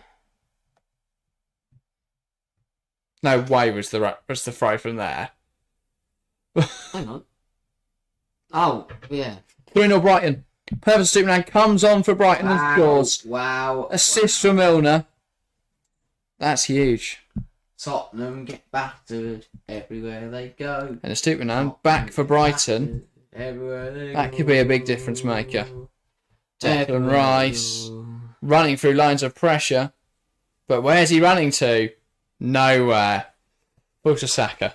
Odegaard. Saka. Huge tackle from Edson Alvarez. Cleared away by Ward-Prowse. West Ham live to fight on. We need that game over now. Yeah, 100%. It's 26 minutes on the clock, 3-0. Right over the line. Game done for me.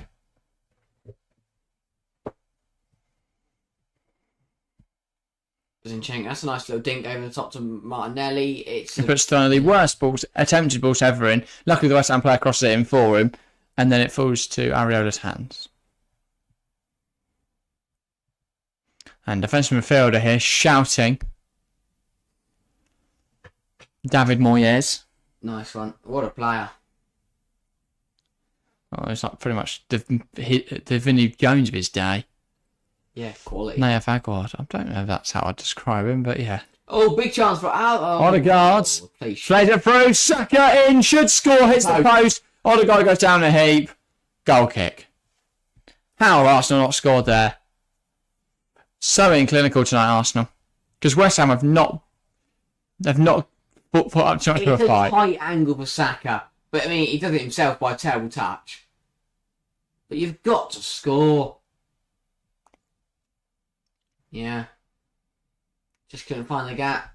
I mean, he did it himself, though, with a terrible first touch, leading him so wide. And then Trossard just... It fell right at him. And he couldn't direct his feet in time. Yeah. Harry Sharpley, welcome to the stream. All right, goal from a Superman there. Nothing special. I'm guessing it's an absolute screamer, isn't it, then, that we've missed? Have we actually missed a belter? There we go. Please don't tell me we've actually just missed an absolute screamer. Superman on the edge is just going to hit it, isn't he? Oh, That's a beautiful goal. That is beautiful. Wonderful from Professor Superman. That's incredible. It's Milner from the corner, just plays it to a Superman, roughly 35 yards out, 30 yards out. Just Of course we missed it, eh? beautiful, beautiful ping. Liverpool top of the table where they belong, says Harry. For now. The Liverpool support's going strong tonight. Yeah. For a streamer watching Brighton, Tottenham, Arsenal and West Ham, the Liverpool contingent and Southampton contingent is incredible. Yeah, thank you to everyone that has tuned in this evening. It's been a good one. Sufa. Kudus gets there ahead of Gabriel Margiales. Now Mohamed Kudus fires a shot off. It comes off Saliba. And that will be a corner, surely. Yeah. Another chance now for West Ham to try and get a goal here. And when you have a corner, and you have James Ward-Prowse on the pitch, and you have... And Alvarez, Ogbonna, Souček all coming into the box. Even Mavropanos. Or if James Ward-Prowse puts it himself. Why is Bowen over there? Is that not just taking the mickey a little bit? Yeah, so Ward-Prowse just picks the ball up and goes, don't know what the line is on about. The Ward-Prowse, but Bowen's not on the pitch, so Ward-Prowse can't pass it to him. Oh, they can't. I don't think you can have two people over a corner, maybe. Ball in, headed away. Gonna fall to Ben Rama. Hi, Ben Rama lifting up in the air. Bowen goes down in a heat. He's gonna free kick the other way. Free kick the other way. Interesting decision, that. Minute left of this half plus additional time. And I'll be back over to the end of the Amex. Back to the end of the game at the Amex. Here is Declan Rice carrying that ball forward. White. Now Saliba. Zinchenko. 16 final third passes for West Ham have resulted in a goal. 154 for Arsenal. Nothing to show for it yet. I haven't scored. Oh yeah, because they're just passing it in a U shape. It's embarrassing. Put it in the box. It's where most goals are shoot. scored. Oh, have a shot, yeah. Did you know only 30% of shots in the Premier League, I believe, are now have been taken from the edge of the area, which is down from 45% 10 years ago. Well, 10 years ago. But you were going to say like 4 years ago when Tony Rudiger would just wind it up every single game. He'd at least have 3 from halfway. But when I think back to like watching Premier League years, I think back to the goals I remember, like Lampard hitting them all from the outside the area. Well, you had Bergkamp doing when Arsenal made some tricky exactly. little Well, they do have passes. Premier League years now, but nobody watches the one from last year. That was the point. But yeah. I remember Danny Rose's strike. It was his debut against Arsenal. Just balls from the edge. He just caught it so sweetly. Like People wouldn't shoot that. People wouldn't hit that now. A Superman has today, and that's great. But people don't hit those anymore. They'd pass it around in a lovely little U shape for an hour and a half. And then 90 going on, now he should probably whip it in the box. Yeah. And their striker scores from 3 yards. Wow. Mavropanos driving that ball forwards, trying to put it to Ben Rama, but it's behind Saeed Ben Rama. Yeah, he did well to play that pass though, because he knew he was not going to win. I don't know what they're doing, West Ham, in terms of tactically, but I don't think I've seen West Ham or David Moyes use a libero before, and yet Mavropanos is driving forwards in possession and Souček slotting into the back four. It's interesting. Brilliant. It is, yeah. It's fantastic tactical evolution. Just a marauding Greek man. And Paqueta is on the tide line then with a lot of ice and plaster around that knee. So nice to lose Slash car. He hasn't played a game of football in ages. He literally played for West Ham 2 games ago, I believe, 3 games ago. As Areola spent a little bit of time on the sidelines. Here comes Mohamed Kudus. Tries to not a shit on your pipe, but you're wrong. I haven't seen him play. Even though I don't watch West Ham, so that makes sense. Fabianski played. Now, apart from Chelsea West Ham, this is the game I haven't watched. Fabianski played Wolves, Freiburg, Fulham, Tottenham, and Bakla Topola. Right. So he's played quite a bit then. He played most of the early December games. Yeah. He didn't concede against Wolves or Freiburg. He did 1 against Tottenham in a 2-1 win, and conceded 5 against Fulham. May have been why he's not playing anymore. Well, no, because that was before we got the clean sheet against Wolves, who've been one of the best sides of the league this season. So, it's so weird. But then they benched him for Liverpool, Man United, and also Arsenal. Some weird horrible one for West Ham, by the way. North London campaign. Absolutely horrible one for West Ham. I guess Liverpool's Cup, FA Cup won it. Sorry. Oh yeah. Here comes Bowen. Gives it. Beat United 2-0 and then 1-0 against Arsenal. So fair play. Gives it to Benrahma. Down the line, Ward-Prowse is not going to get there, is he? Against not his former teammate, because that's Declan Rice and he's Ward-Prowse, and they didn't play together. Big one up next as well for West Ham. They play Brighton. Potentially back in form now, Brighton. That could be huge for the title, for deciding who's where, because West Ham winning at the moment takes them to 6th in the league, ahead of Manchester United. And Brighton, with their win, puts them up to 8th. 3 points behind West Ham. Obviously, if they beat West Ham when they play on Tuesday night, that could be big, because United are going to lose to Forest. So, Brighton can jump both of them. Yeah. Because the goal difference is stronger than West Ham's, unless West Ham can score 4 goals in this game and win 5-0.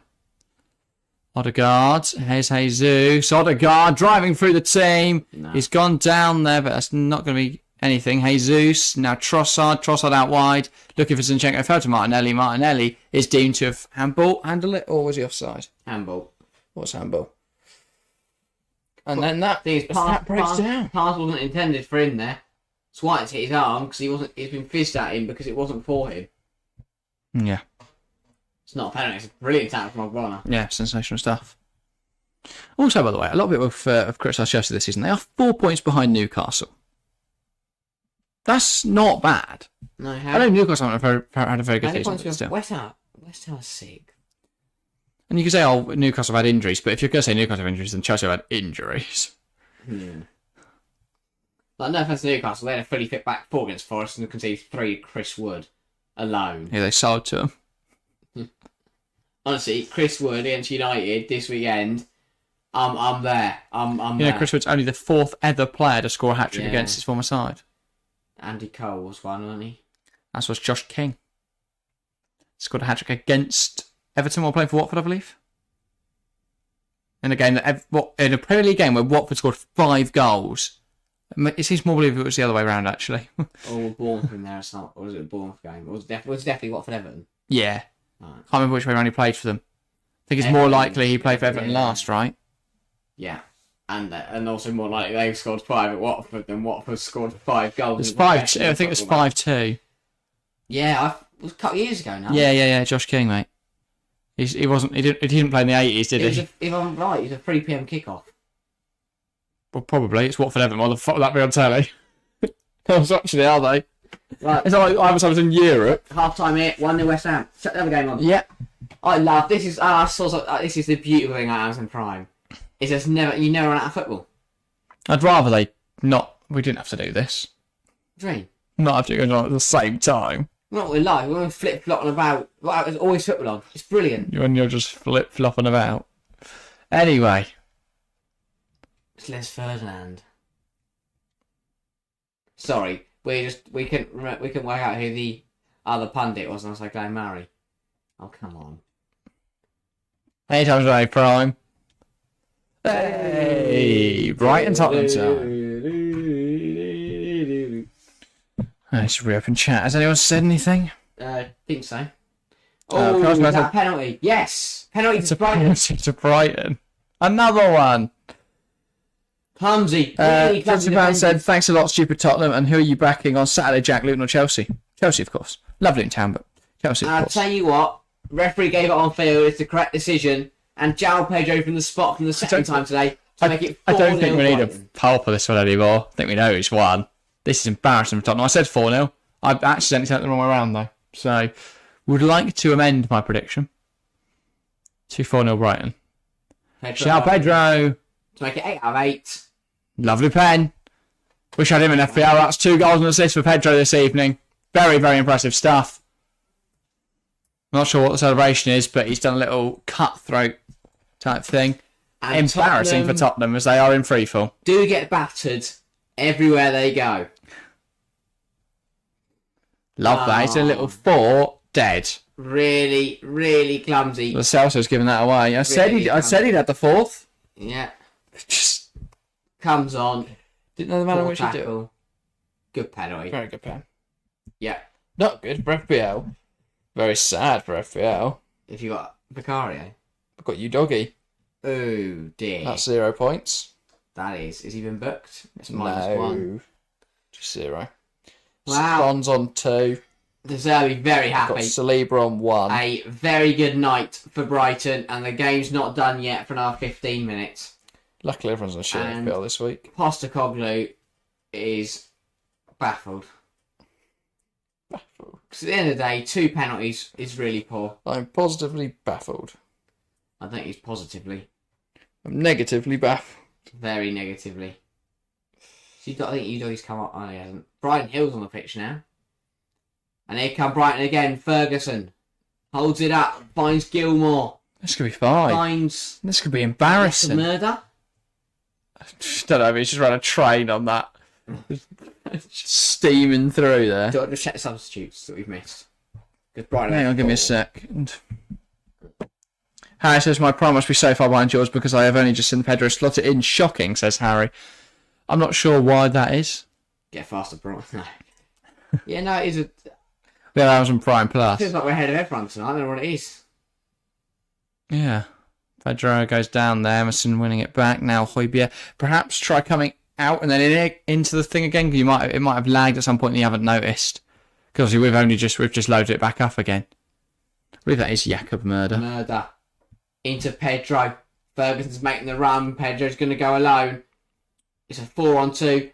How on earth they let through towards Evan Ferguson. It's recovered well by Destiny Udoggy. That's a bonus point.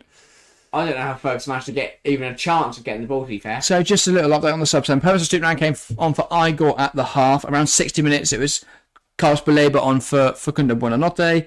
And then Brian Hill came on for Papi Matassar. And Giovanni Lo Celso came on for Charlton, so they're the other way around. Yeah. And then Evan Ferguson on for Welbeck, Jakob Murder on for Milner, and Aleo Villiers on for Bernard Johnson. Kulusevski moving out wide right. Silly foul. They've went 4-4-2. Or 4-2-4 trying to go for it.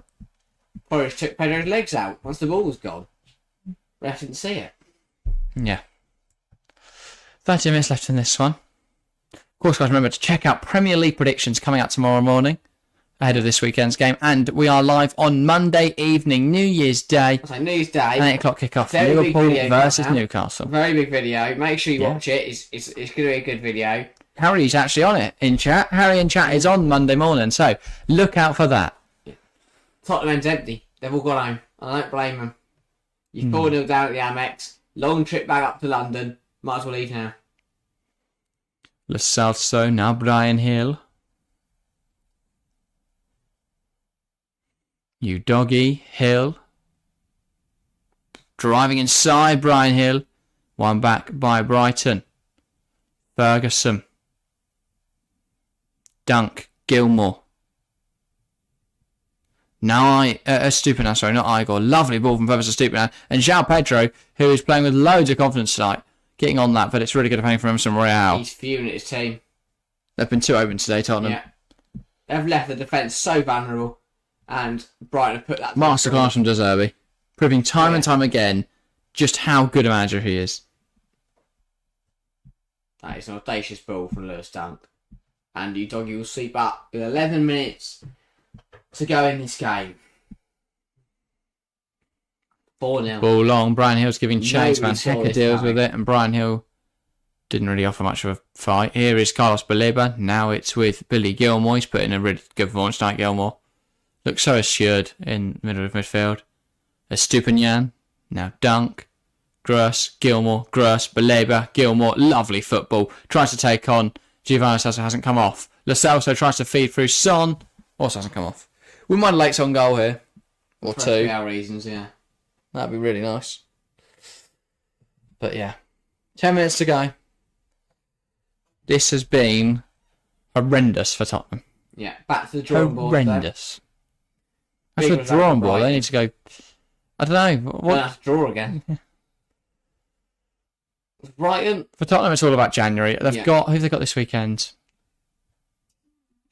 Oh, They've won up the pitches. Son squares it. Veliz, good finish. It's in, and that's Brighton 4, Tottenham 1. A third Premier League goal for Leo Veliz. He's celebrating. I mean, it matters little more than a consolation now for Tottenham, but that is a goal for his tally, and he'll be very pleased. As he is come back, big mistake from Dunk, just falls over the ball. really good from Kulusevski, jumping in front of it. Son lays it across. Veliz brings it down. Give him 5 Finish minutes, as well. It's not bad. He's not going to get bonuses, though, is he? No, but we'll take 5. Still a chance to get something more from this game. Veliz brings down really nicely. It's a good finish as well, to be fair to Leo Veliz. Does well. Saying there's 2 defenders on the line and Jason Steele. Can't quite get there. It's a good defender for the fans that stayed. They got a goal. And who knows? 9 minutes, 3 goals. 3 goals a minute. Lengthy additional time. It would be the most incredible comeback And this in isn't good, Premier though. League history. I don't quite know who's on the deck for... Davies, I think. Based on body shape. This is not good. No, that's David Kulusevski, isn't it? How have you not heard of you guys? Oh, because he collided with Dunk as he won the ball back. Oh, that's horrible. That That looks really bad for his ankle. And Just got hopefully he's caught okay. there. But this is definitely the end of his game. They've already made 5 subs. I know they've still got subs to go, sorry, Tottenham. Is Dunk likely to be on the pitch? I'm not going to send him off now, are they? Well, it's not a good tackle. He got He's been booked. booked. He might be They're upgraded checking to a red. He did. I want to see it again. He did go through his ankle, Yeah. but I'm not sure if the intent was there. No. But He sat back up again, which is good to see. deep freeze currently being applied to his ankle. Yeah. You imagine they'll just take him off here. No point risk. They're 4-1 down. Yeah, they've still got 2 subs. Watch it back again. Oh, I tell you what, Dunk's lucky. I think Dunk's lucky. I'm not sure whether VR are having any sort of look at this. How much does he get on that? It depends. I don't know. To be fair, that from the other angle looked like he got he got the calf. I think he did. I think he got the ankle. To be fair, we say Tottenham should bring someone on. Their options are Ashley Phillips, Eric Dyer, Alfie Dorrington is a defender, Iago Santiago, who's I don't 20 and think a he's right about that. midfielder, He is back and to Jamie feet Donnelly and- is a striker. Oh, But they are going to bring on Jamie Donnelly. Oh, good for Jamie, eh?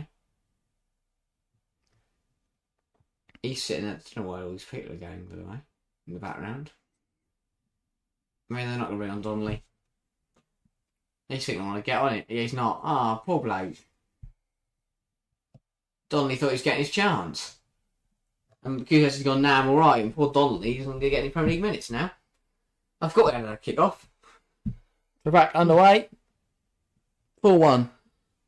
What a game. This is a goal for Tottenham here. Yeah. Son.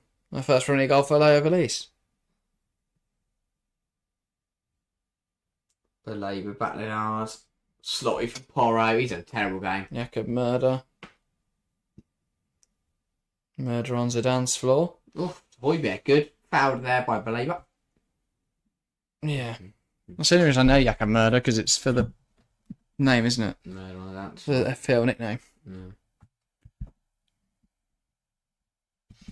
Oh, sloppy again. Ben Davies this time. Terrible pass. Pedro. Belabor us over hit. Also terrible pass. Also really terrible good from pass. Ferguson. Billy Gilmore moves it out wide. Murder. Jakob Murder. Now Carlos Belabor. Really, Nice. really composed there. Gross, cut out by Brian Hill. Oh, bit of a trip in there from Hill. The doggies on the charge. Finds Hill. Finds you doggy again. Good foot from Brighton. Ball across the box away from Van Hecker. Out for a Tottenham corner. Good foot from Tottenham, sorry. Tottenham corner. Yeah. 6 minutes to go. I mean, if Tottenham want to get anything, if they score from this corner, there's a chance. Here's Hill. Blocked. He'll try again, though. Balls with Porro. That's a good Lovely ball. It's in from Ben Davies. And then Pedro Porro assist. Ben Davies goal, 4-2. Now. Game on. Now. Is it? 5 minutes plus additional time.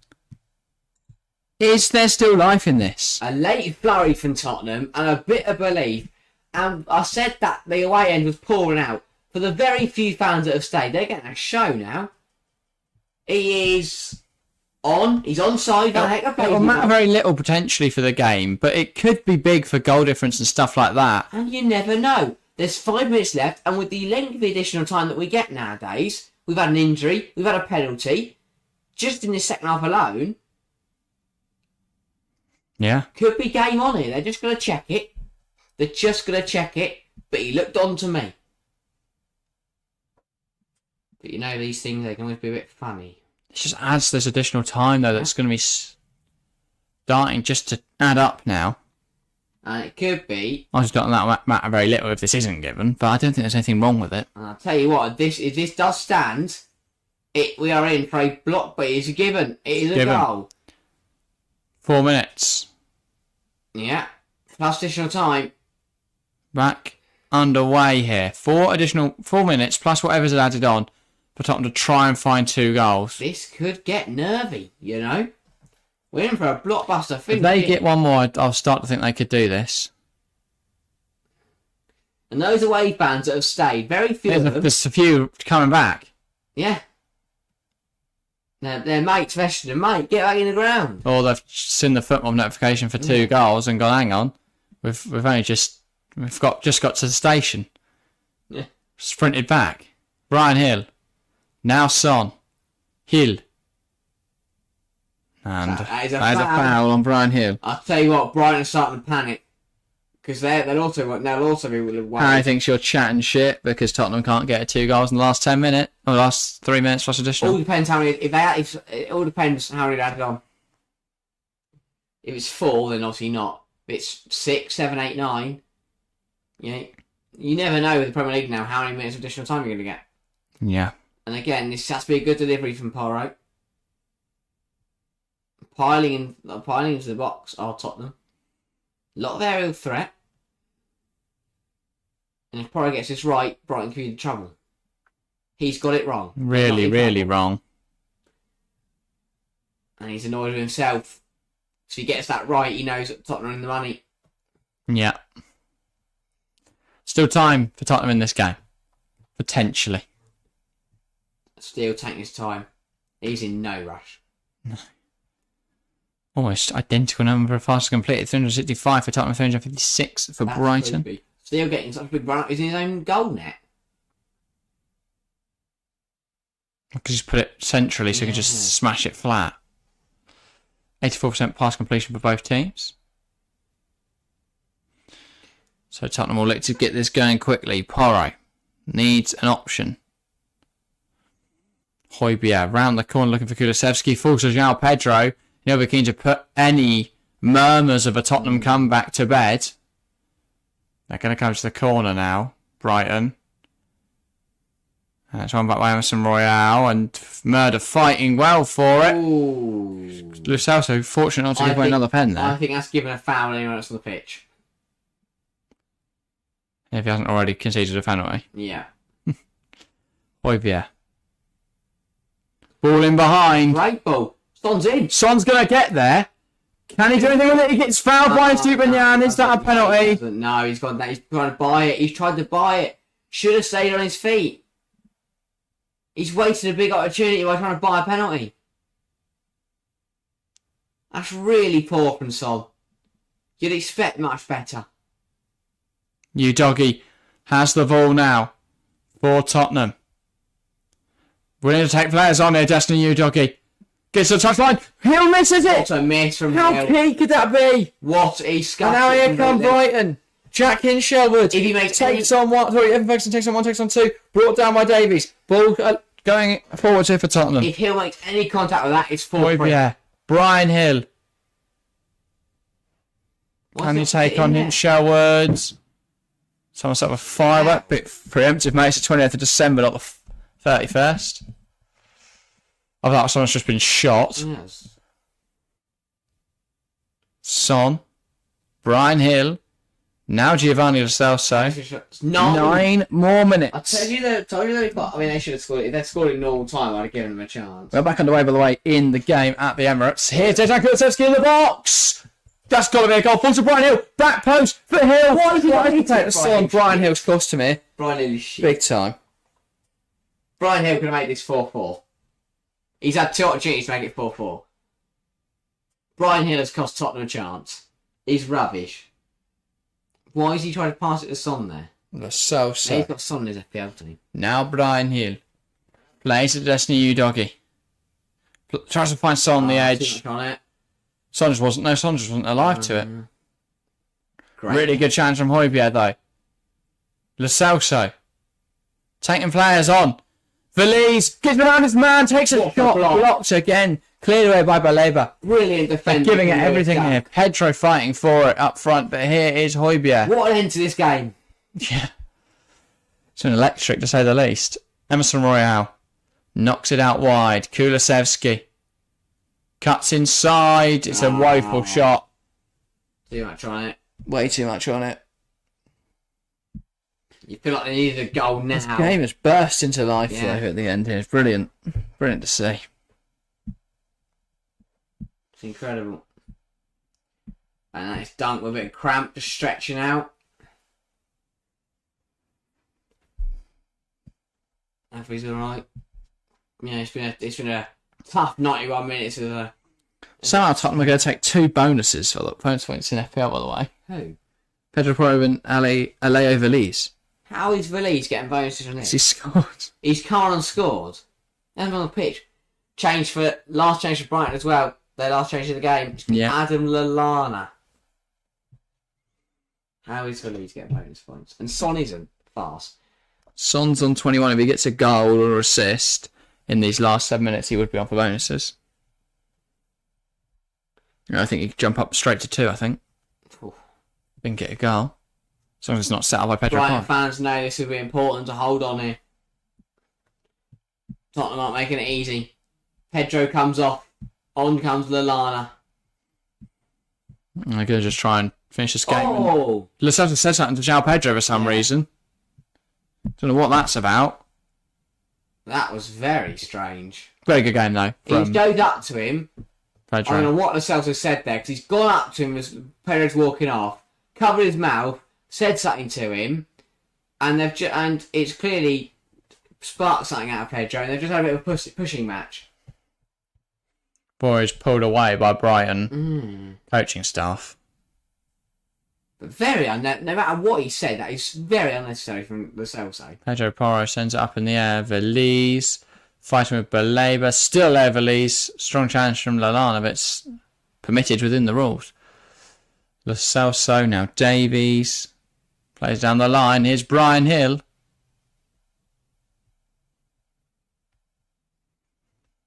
Hill going left and right. Here's Lo Celso. Hill. Højbjerg. Emerson Royale. Out wide to Dejan Kulusevski. Ball in. Headed away by Dunk. It's going to come to Kulusevski again. He touched it down to Pedro Porro. Ball in. Valise tries to find Son but can't. Hacked away. Can anyone for Tottenham keep this alive? It's going to be a throw.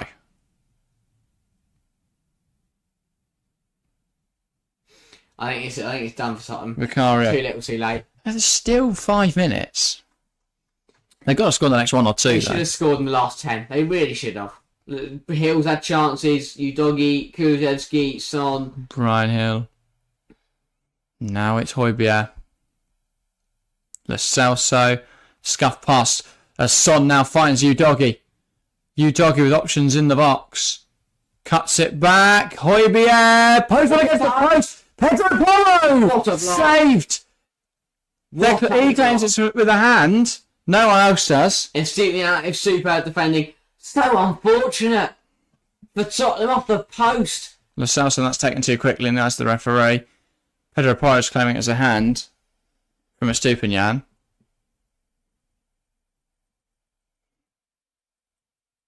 Wow. No. His thigh. The first one off the post, the second one blocked on the line. Ball in, Emerson can't quite get that header on target. How Tottenham not scored at least a third, if not a head away by Baleba. Ben Davies will keep this alive now. Sorry, Lo Celso. Hill. Darts inside, Brian Hill. Emerson Royale. Now Kulusevski. Plays it towards Brian Hill. It's just over here. Did it come off? Oh, I thought not even Tottenham thought it did. Yeah, well, it's just a poor pass from Kulusevski. Yeah. But a bit too little too late. Højbjerg. What an effort. Off the post. Probably running in. Blocked what a block from Estupiñán. Good to see you, Jack and Harry. See you next time, my friends. So, Chelsea fan, good to see you, Chelsea fan. How are Tottenham not at least at 4-3? I do not know.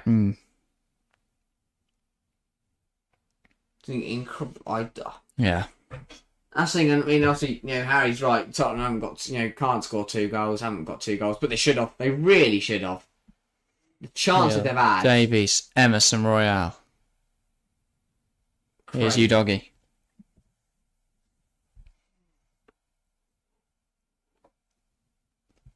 Højbjerg. Kulusevski.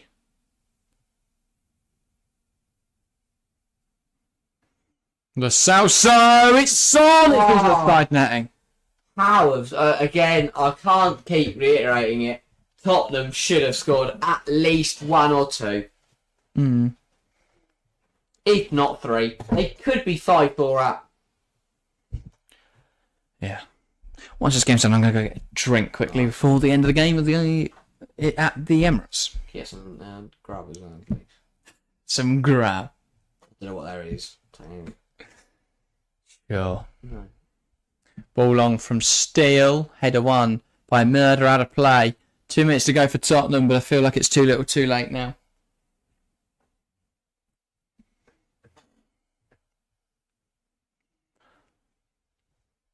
And I think João Pedro is being credited with good player of the match. I think that's valid, isn't it? João Pedro, isn't it?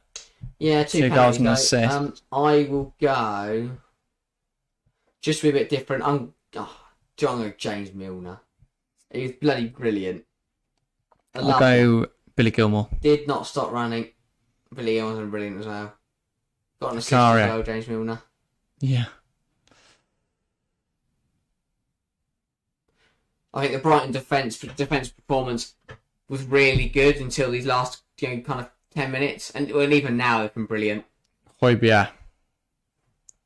But I think a bit of now Brian Hill. Cost Lewis Dunk a man of the match. Going to get another goal at least, Tottenham. Make this really interesting for the last minute. Udogi, Son. No one can pull the trigger though. One high by Emerson Royale. Lo Celso goes down. That's going to be a free kick. But if they score like right now. They need to take this quickly. They will do. Kulusevski. Hill. Emerson Royale. Brian Hill. It's got to go in the box sooner. Ball in. Flicked on by Son. Claimed well by Jason Steele. Naturally that. Tottenham wasted way too many opportunities. Should have scored a whole lot more. Yeah. Right. Big waste.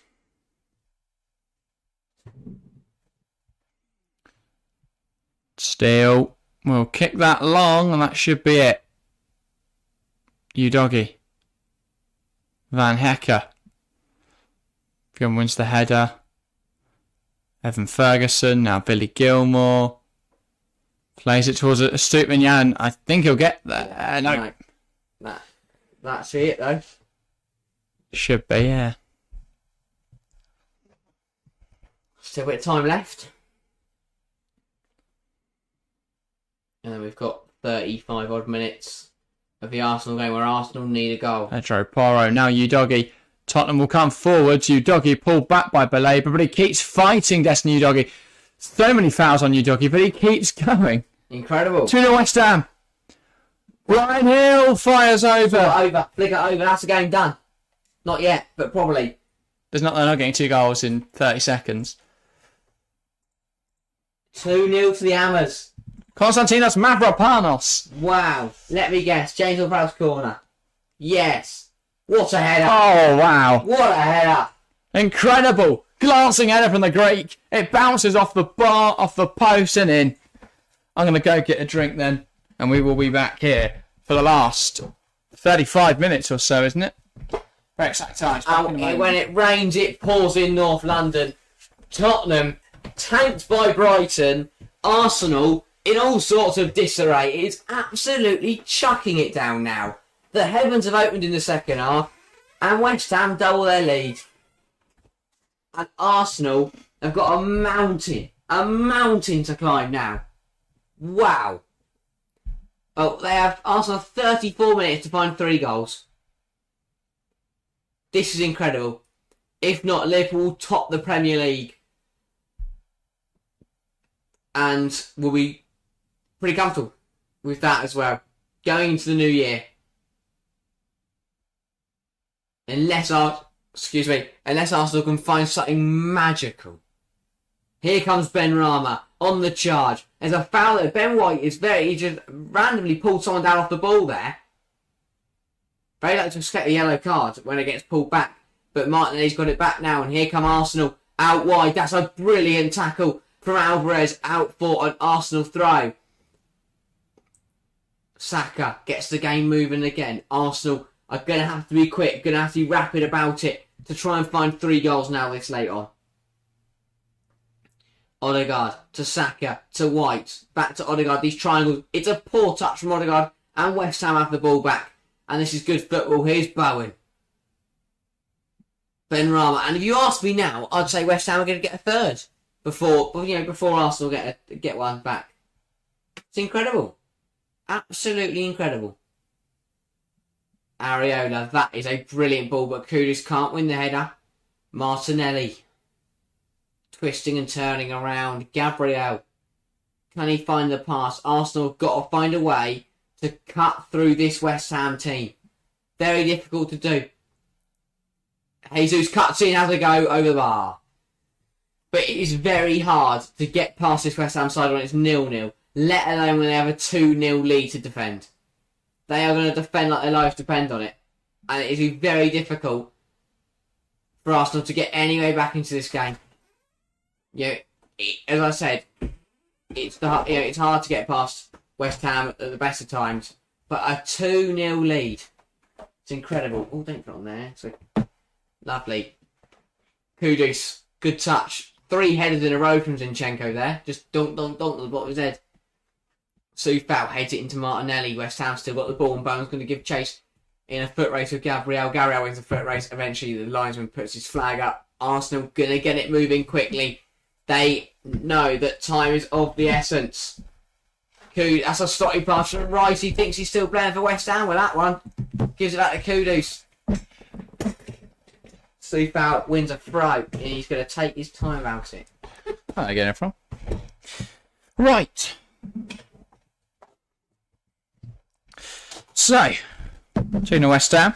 They're in a very good position. Can they see out a victory?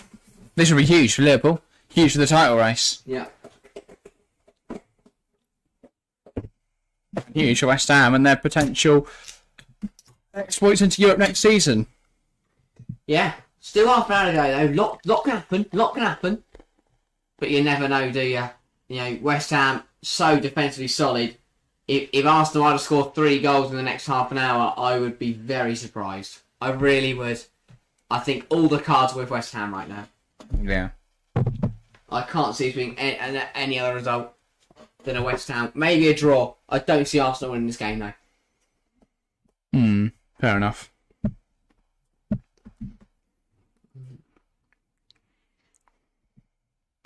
Oh, you're eating.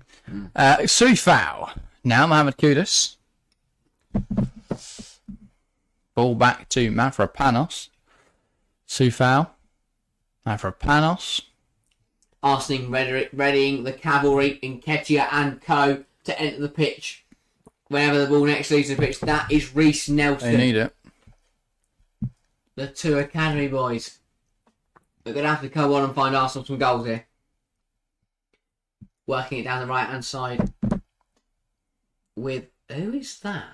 That's Martin Odegaard. Couldn't tell from that angle. Saka. Trying to take on Emerson's had a brilliant game.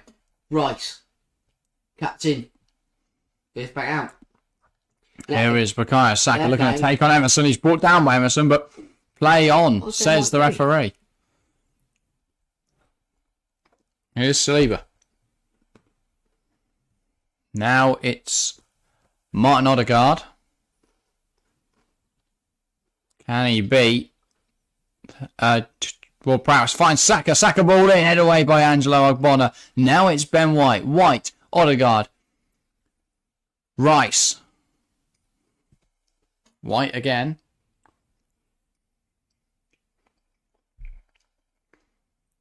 Saka takes aim. Blocked by Ogbonna. Here's Gabriel. Zinchenko. Gabriel again. William Saliba now. Odegaard. White as the wide option. Uses Ben White. Ball into the box. Blocked though by Ward-Prowse. That's going to be kept alive by Odegaard. Well, Arsenal finally starting to try and cross some things, but West Ham able to deal with all those crosses. Yeah. Nothing's given. Nothing is given for Arsenal. No, and now here comes Jared Bowen. Kudus. Goes back inside to Jared Bowen. Bowen. Kudus. And he goes down under pressure from Gabriel. Oliver wants to play to keep going. A few of these are a bit contentious. A few of these decisions, but... yeah. Emerson ball in the air. Edson Alvarez. His head doesn't go anywhere. Here is Leandro Trossard. Saka. Tries to come inside. Cleared away by Angelo Ogbonna. And Bowen now. And he's taking it under his control. Here's Jared Bowen. Tries to find Kudus. That'll bounce through. Towards Raya. Here is Zinchenko. Carrying that ball forwards. Now moves it out wide into Martin Odegaard. Odegaard. Still Odegaard. Here's Saka. Tries to take aim. Claimed by Areola. It looked like he might have left the pitch, but he hasn't in the end. How are you still eating biscuits?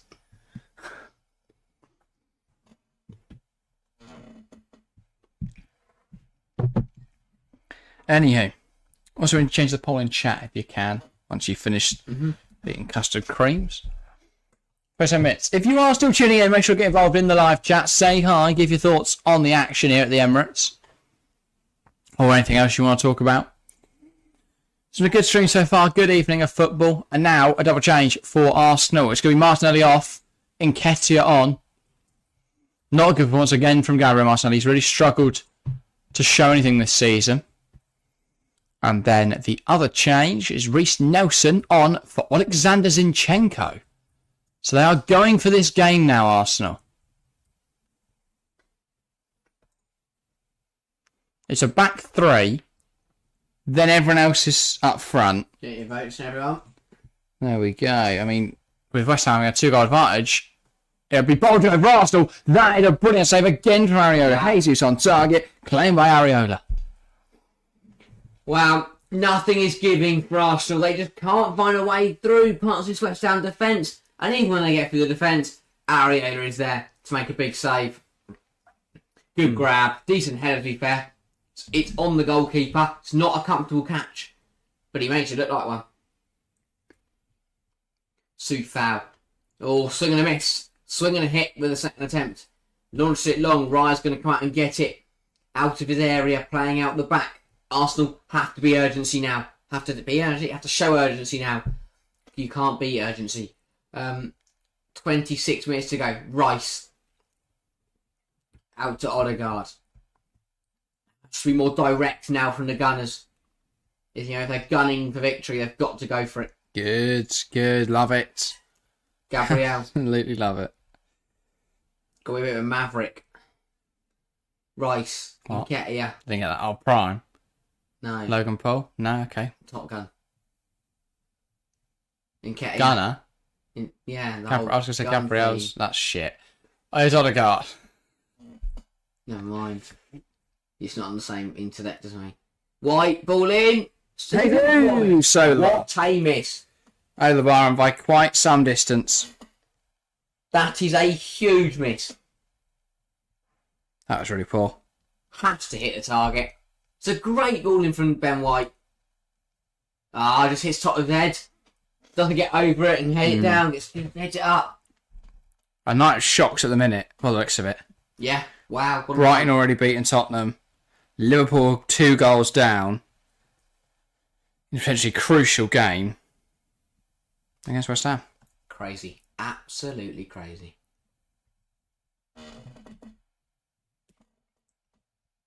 Sue foul. Look for the long throw. Goes for it. Gabriel heads it out front, and West Ham are happy to work this up the line. They know exactly how to deal with this scenario when they're the second best team, but they're two. Well, not second. Well, Arsenal don't. We're not second best, but not the best. Arsenal don't deserve to win though because they just don't do anything. Yeah, no. I don't think I don't necessarily think West Ham is second best. It just haven't created as much, but it depends how you define second best and best in football. Also, don't know how you define creative. You define do U-turns around the area.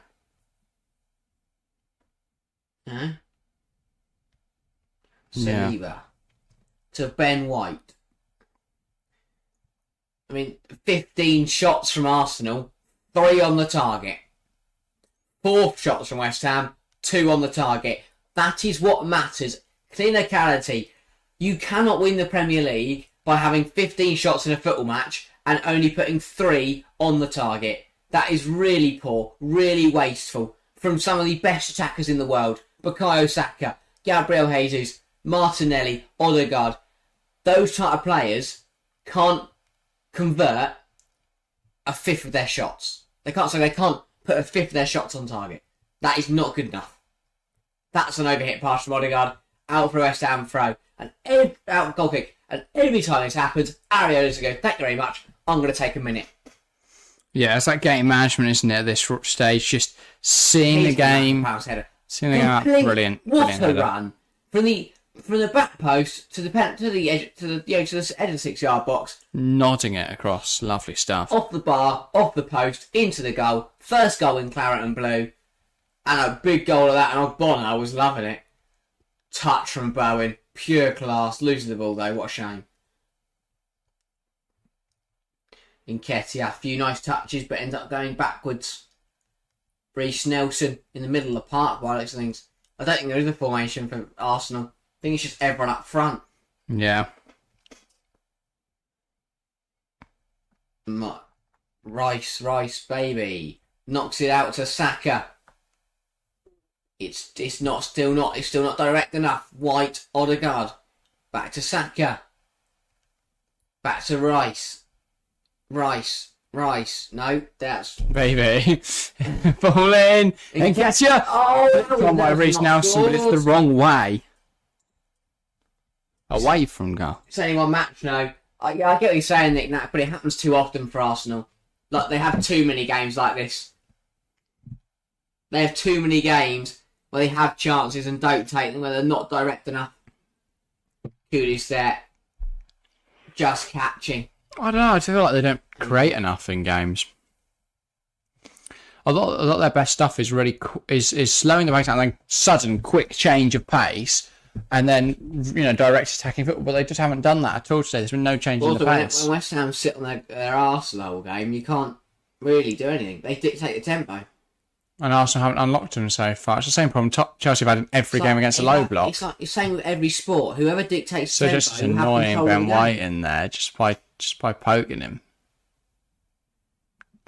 So just pretty much attacking this set piece. Terrible. Really poor quality ball that from Reece Nelson. Over everyone.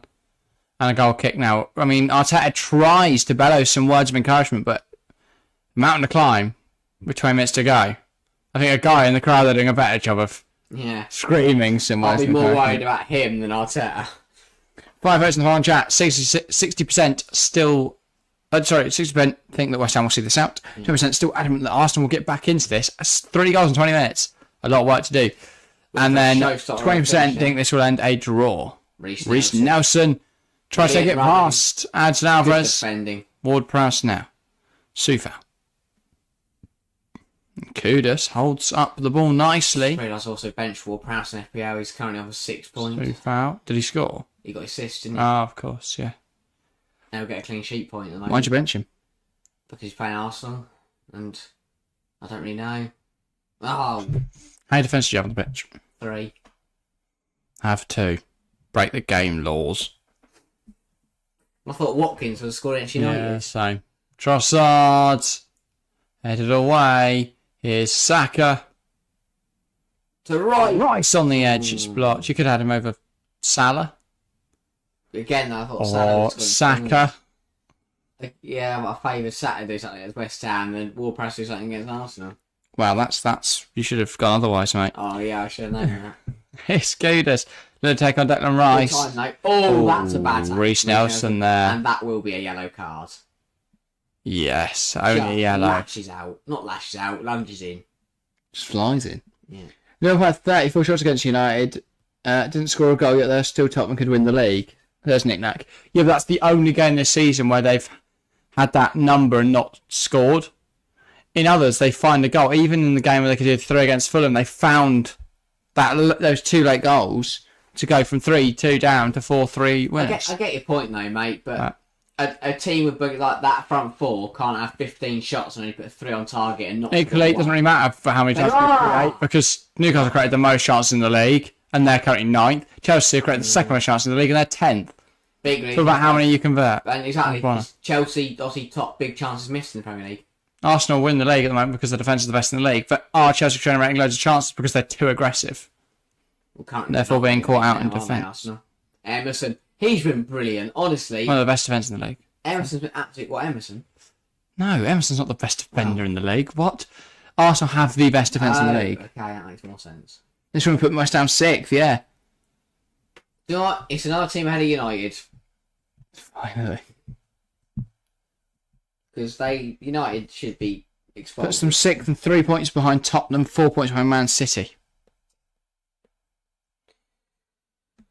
What? That's David Moyes. Reece Nelson.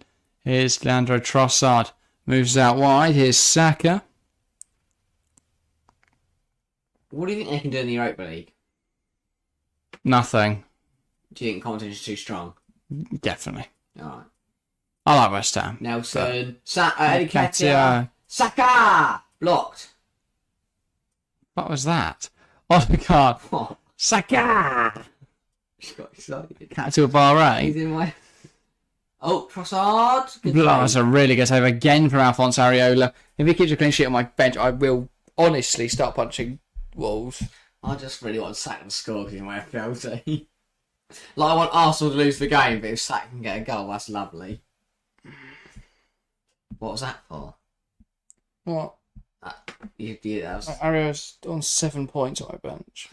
He's on for bonuses. Probably ball in. Flicked on. Off the line from two I don't foul. think he is, but I'll look.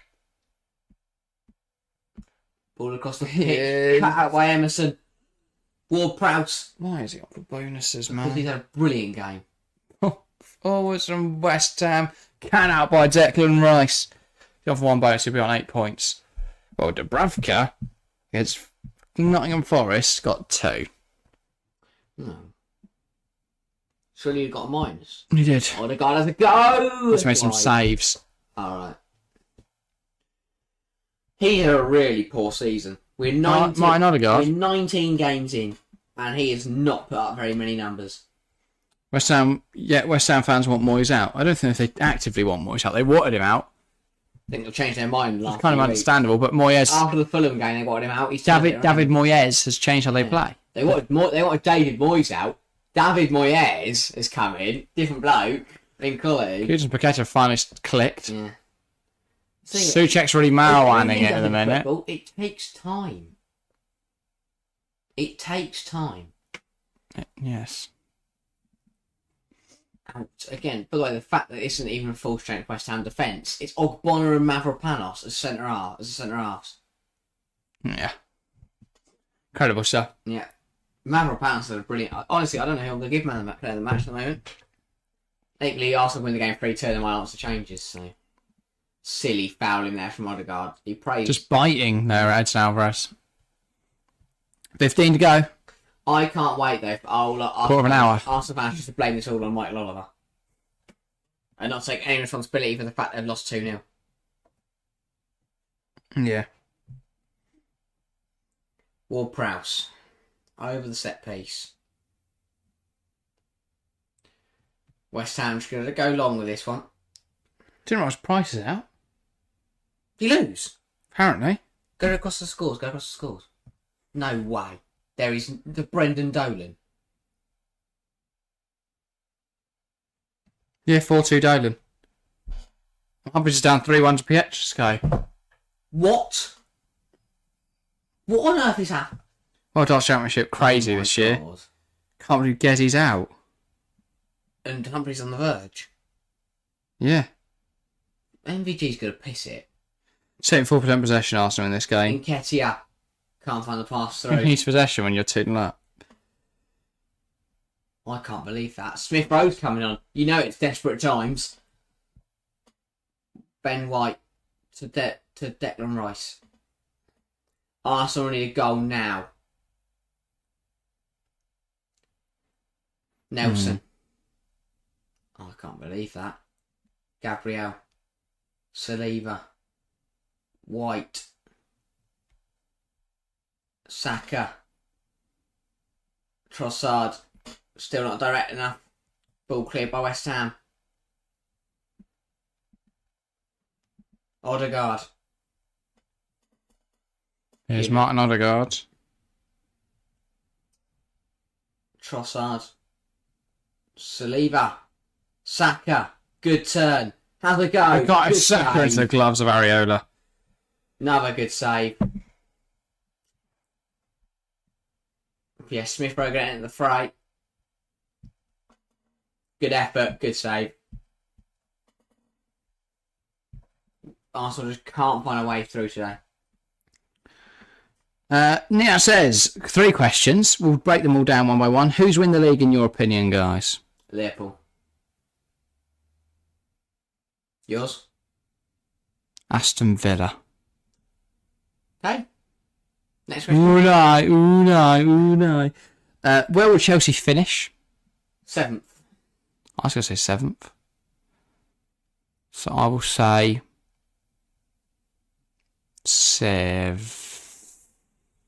6th. Stay a number, come on. I'll go 6th. Trust that's delusional. I won't go 6th. No, trust Why that's 6th no, delusional? I'm joking. Trust United are that's 6th. They're one of the worst teams I've ever watched. What's the last question? Do Luton stay off, yes or no? Yes. Yeah, I'll back it. 100%. I think Brentford are in a lot of trouble. I think Forest are terrible. They're just bailed out by a good Sheffield United and fan. Burnley. Burnley have done alright, but relegate Sheffield United now. Give Burnley till game 30. Burnley are still trying to play Yeah. aggressive football until Company gets sacked, which I they're just waiting for too long to do. I think. Luton at home is what will keep them in the Premier League. I think Luton could beat Chelsea on Saturday. I wouldn't be surprised. I do too. I love Chelsea, but I wouldn't be surprised. Nick Jackson probably knocked the ball out of the stadium. Probably hit someone's cat. And I don't think Forest are very good. I think Everton are good and they'll be fine. I think Bournemouth are fine. I think Fulham are fine. I think Palace for me, Brentford, Palace, Forest all in trouble. That'd be my 3. They'll get dragged into that. But things can fluctuate. You know, All in, if Hwang gets signed by Doncaster. why would he get signed by Doncaster? I was thinking like Barcelona. Then Wolves might struggle, but they probably won't because they're actually a decent team. Yeah. But I don't know. I think Forest. It depends whether his new manager perhaps can last long enough. Yeah. With Palace, it depends how long they keep Hodgson for. And with Brentford, it's whether Tony comes back and plays for him or gets sold. Yeah. Or if they use that Tony money to buy someone, but they've just not scored enough goals this season, really.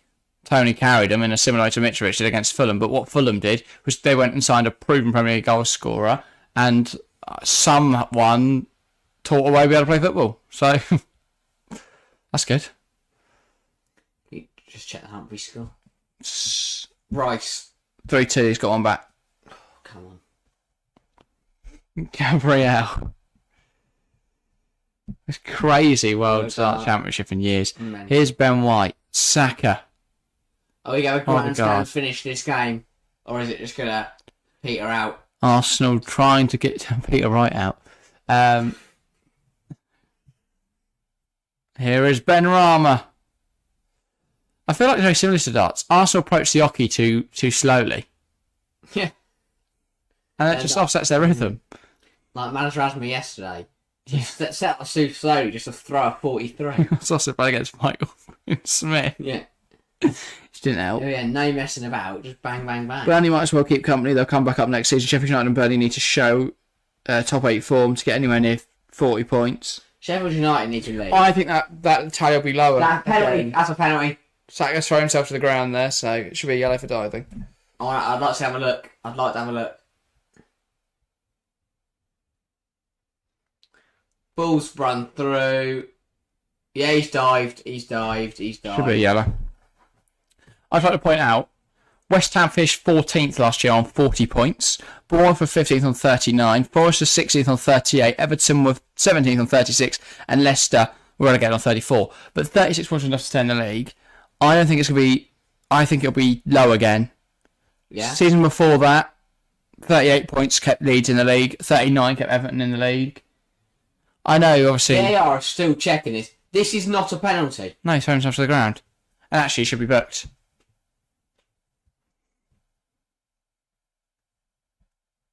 The only foul in there is the one that Jesus is committing on Ogbonna. Yeah.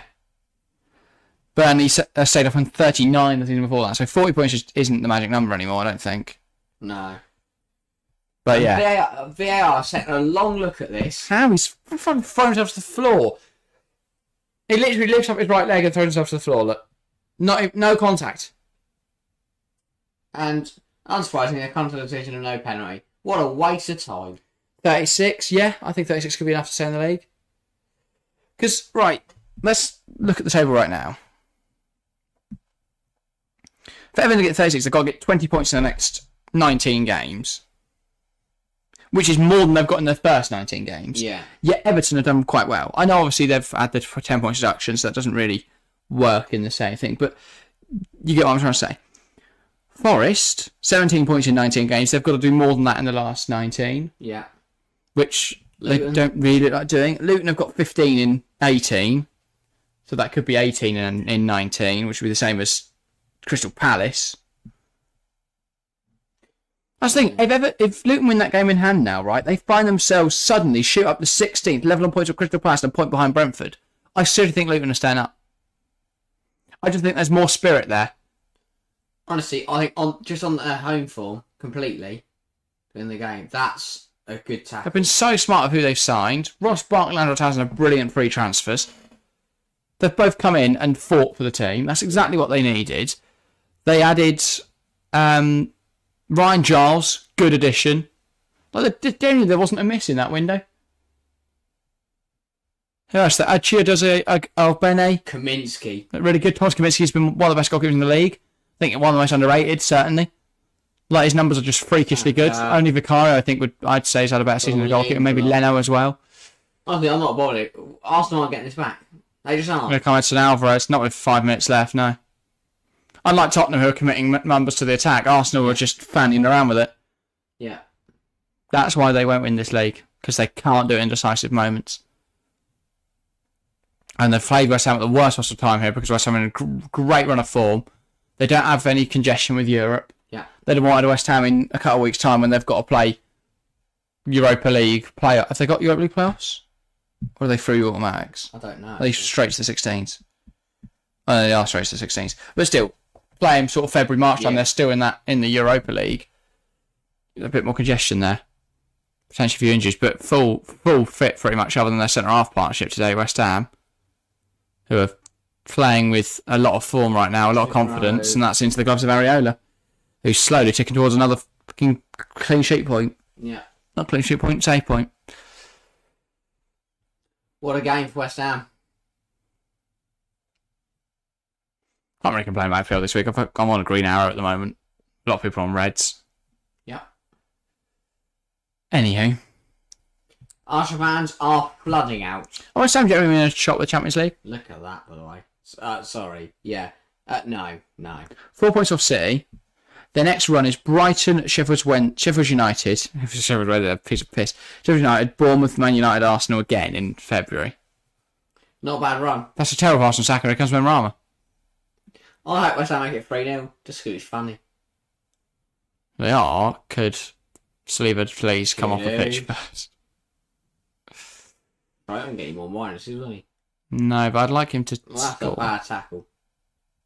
from Jesus, yeah. I don't know how he's got away with that one. Because he's playing in red.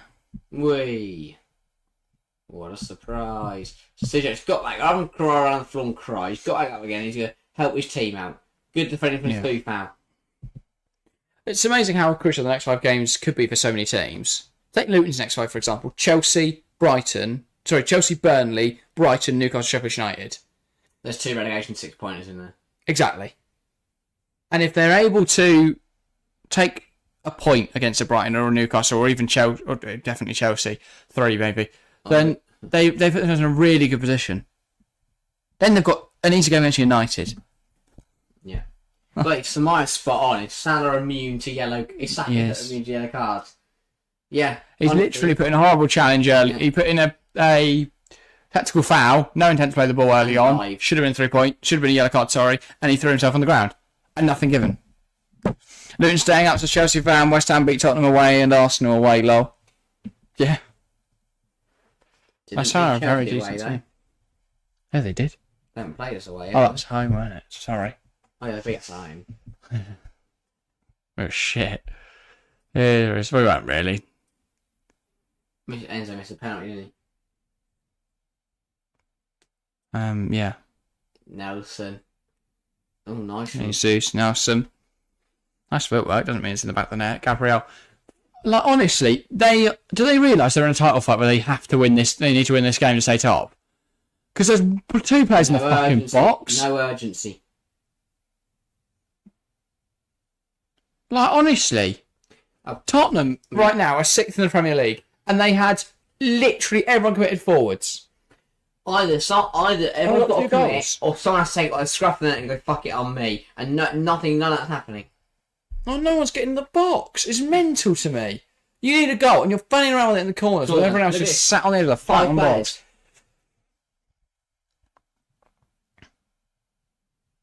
It's another crap corner, which Nketiah has overhead kicked into the hands of Areola, and that's his 6th save of the game.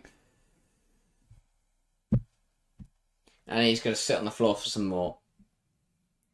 Oh, Kulusevski suspended. FPL stuff there. Oh. Considering bring him in. Probably wait now until Son goes. Yeah. Even though I'm not too confident about having any Tottenham players at the minute, so.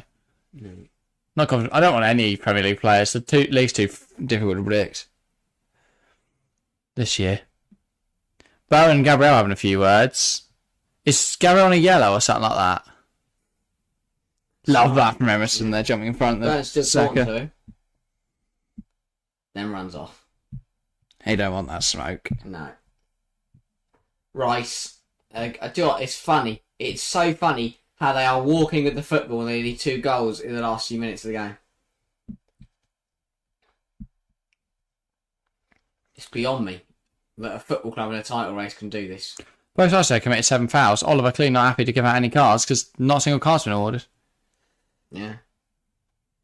Arsenal, 5 big chances, all of them missed. West Ham, 1 big chance. They've scored 2 goals and not missed any big chances. That's the difference today. Yeah. West Ham are full of confidence, they're clinical. Arsenal were under pressure, and they've bottled it. Odegaard has a go. Good save. Great effort. Fucking brilliant save, Mariola. Phenomenal save. He's just trying to make me feel like a div From for putting him on the bench. Mariola. And that board is a big, fat 5 minutes of additional time. Also, the number of big chances Arsenal missed today. Maybe that's why they've done it. Bit of banter. Hey, Ario's now on 2 bonus points. And a second save point. That's a 10-point hole for a goalkeeper playing against Arsenal, who sat on my bench. I am overwhelming with joy right now. Good. Poor from Nelson. Yeah, got to hit the target. But you've got to take risks at this point because no one else is. So fair play to him. I'm back. You know what? I'm expecting. Great effort from Odegaard. What a save. Yeah. Couldn't have done much more of that, Martin Odegaard. Would have been a Saka assist. Thanks everyone for tuning in this evening, by the way. As I've said earlier, look out for Premier League predictions tomorrow morning. And do you think it's time to announce? No, it's not time. It's not time. It's not time to announce Monday's video. Teaser coming soon. Teaser coming soon. I don't want to announce it because it's not ready yet. Teaser coming soon. It's gonna be ready. Big thing coming Monday, and then streaming Monday evening. New Year's Day stream. You can celebrate 2024 with us. It's Liverpool-Newcastle, so look out for that. Should be a really good game. Crucial for the title race as well. Saka has attempted to hit the moon. I think it was blocked. It was. Mark my words, Luton will beat us on Saturday. Always optimistic Chelsea fan. Good to see you, mate. Gabriel got booked at some point. Don't know what for. Probably whinging. Yeah. It's another terrible corner from Arsenal. Yeah. Saliba at the front post, heads over the bar. Oh, let's flick them Oh, okay, fair enough. Not bad then. No. But just flooding this near post, it's just not been successful at all this evening. Yeah. I'd love that. And it takes Harry going to shoot it away. Yeah. Back out to Odegaard, ball in. It's headed up in the air from Mavropanos. Up in the air again from Ward-Prowse. Cleared away by Saïd Benrahma. Oh, Smith-Rowe's brought that down beautifully. I feel bad for him, you know. Emil Smith-Rowe. Yeah. Gabriel, why doesn't he leave? I don't know. Get some minutes. Saka. And Ketia. That's my watching. Still, they've got no one up there. Arsenal are bloody just irritated. You need a goal to stay top of the league. 2. You need 3 goals to stay top of the league, and you're not even putting anyone in the box. They're all stood on the edge. Here's Rice, Jesus. Now they're in the box, but now there's too many people in the box. Gabriel lifts it in there. No one challenges it for Arsenal. So, well, how is Ogbonna uncontested for a header in the box when they're whipping balls in Arsenal? Honestly. Rice. This is why Aston Villa are going to win the league. Yeah. Because Villa should have beaten... If Villa beat United on Monday, they'd genuinely be sat second right now. Yeah. No, they'd be joint top, sorry. They'd be joint top of the league. That's crazy. That's why Liverpool go in the league. No, I just think Aston Villa got it. I think this is Liverpool's year. Yeah. Kudus is happy just to run away. Wins a throw. Oh, it's Tottenham 6 points off top, by the way. Yeah, exactly. The league is so close. I'll still wouldn't. City are 5 off and they've got a game in hand. I still wouldn't say we've got our chosen front runners yet. Hi. And Check the Humphrey score. people saying, people saying that Manchester City, I might as well wait to end the stream now, I've got a minute. People saying that Manchester City are out of the title race and stuff. They are 5 points off Liverpool with a game in hand. If they win that, they're 2 points off. They're not out of the title race by any stretch. No. In fact, they are probably still going to win the league. Klopp put it exactly right when he said he's always worried about Man City when it comes to a title race. Emerson Royale, should be a pen, points to the spot. Rice against his former side, give her a penalty. What a terrible way to end this game for It's Arsenal. time to go 3 now. Really poor. No need. There's 40 seconds left of the game. Just takes Emerson out. Away end's going mental. Rice is laughing to Let's himself. go bunting, man. Oh, let's go bunting, man. Oh, no. Hey, no. Hey. And Arsenal fans will argue that might have against them, but that's a stable penalty. Moyes is on it. Moyes Don't get that excited at your old age, David. And now that is going to be Benrahma to make it Arsenal 0, West Ham 3. Wow, what a night. What a night of Premier League football we I had. don't know.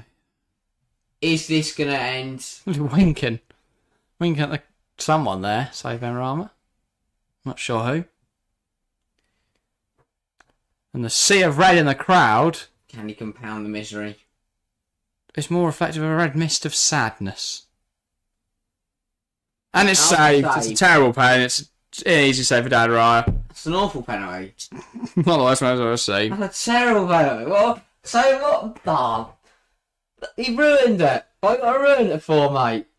Anyway, that is it. Arsenal 0, West Ham 2. One sub used by David Moyes, and that was only for an injury. A brilliant bit of football, and that is brilliant from David Moyes from West Ham as they see out a 2-0 win. Arsenal sit from top of the league. Liverpool climbed to first. What a night of football. Thanks everyone that's joined us live. We are back. Oh, I will say Mavropanos. Oh, we've robbed mine. Areola. Yeah. We are back tomorrow with Prem predictions, so check that out. And then on Monday, big stuff coming. Big video in the morning, and then we have the stream in the evening. So look out for that. Should be a good one. That is everything from us today. Thank you guys very, very much for watching, and we will see you next time.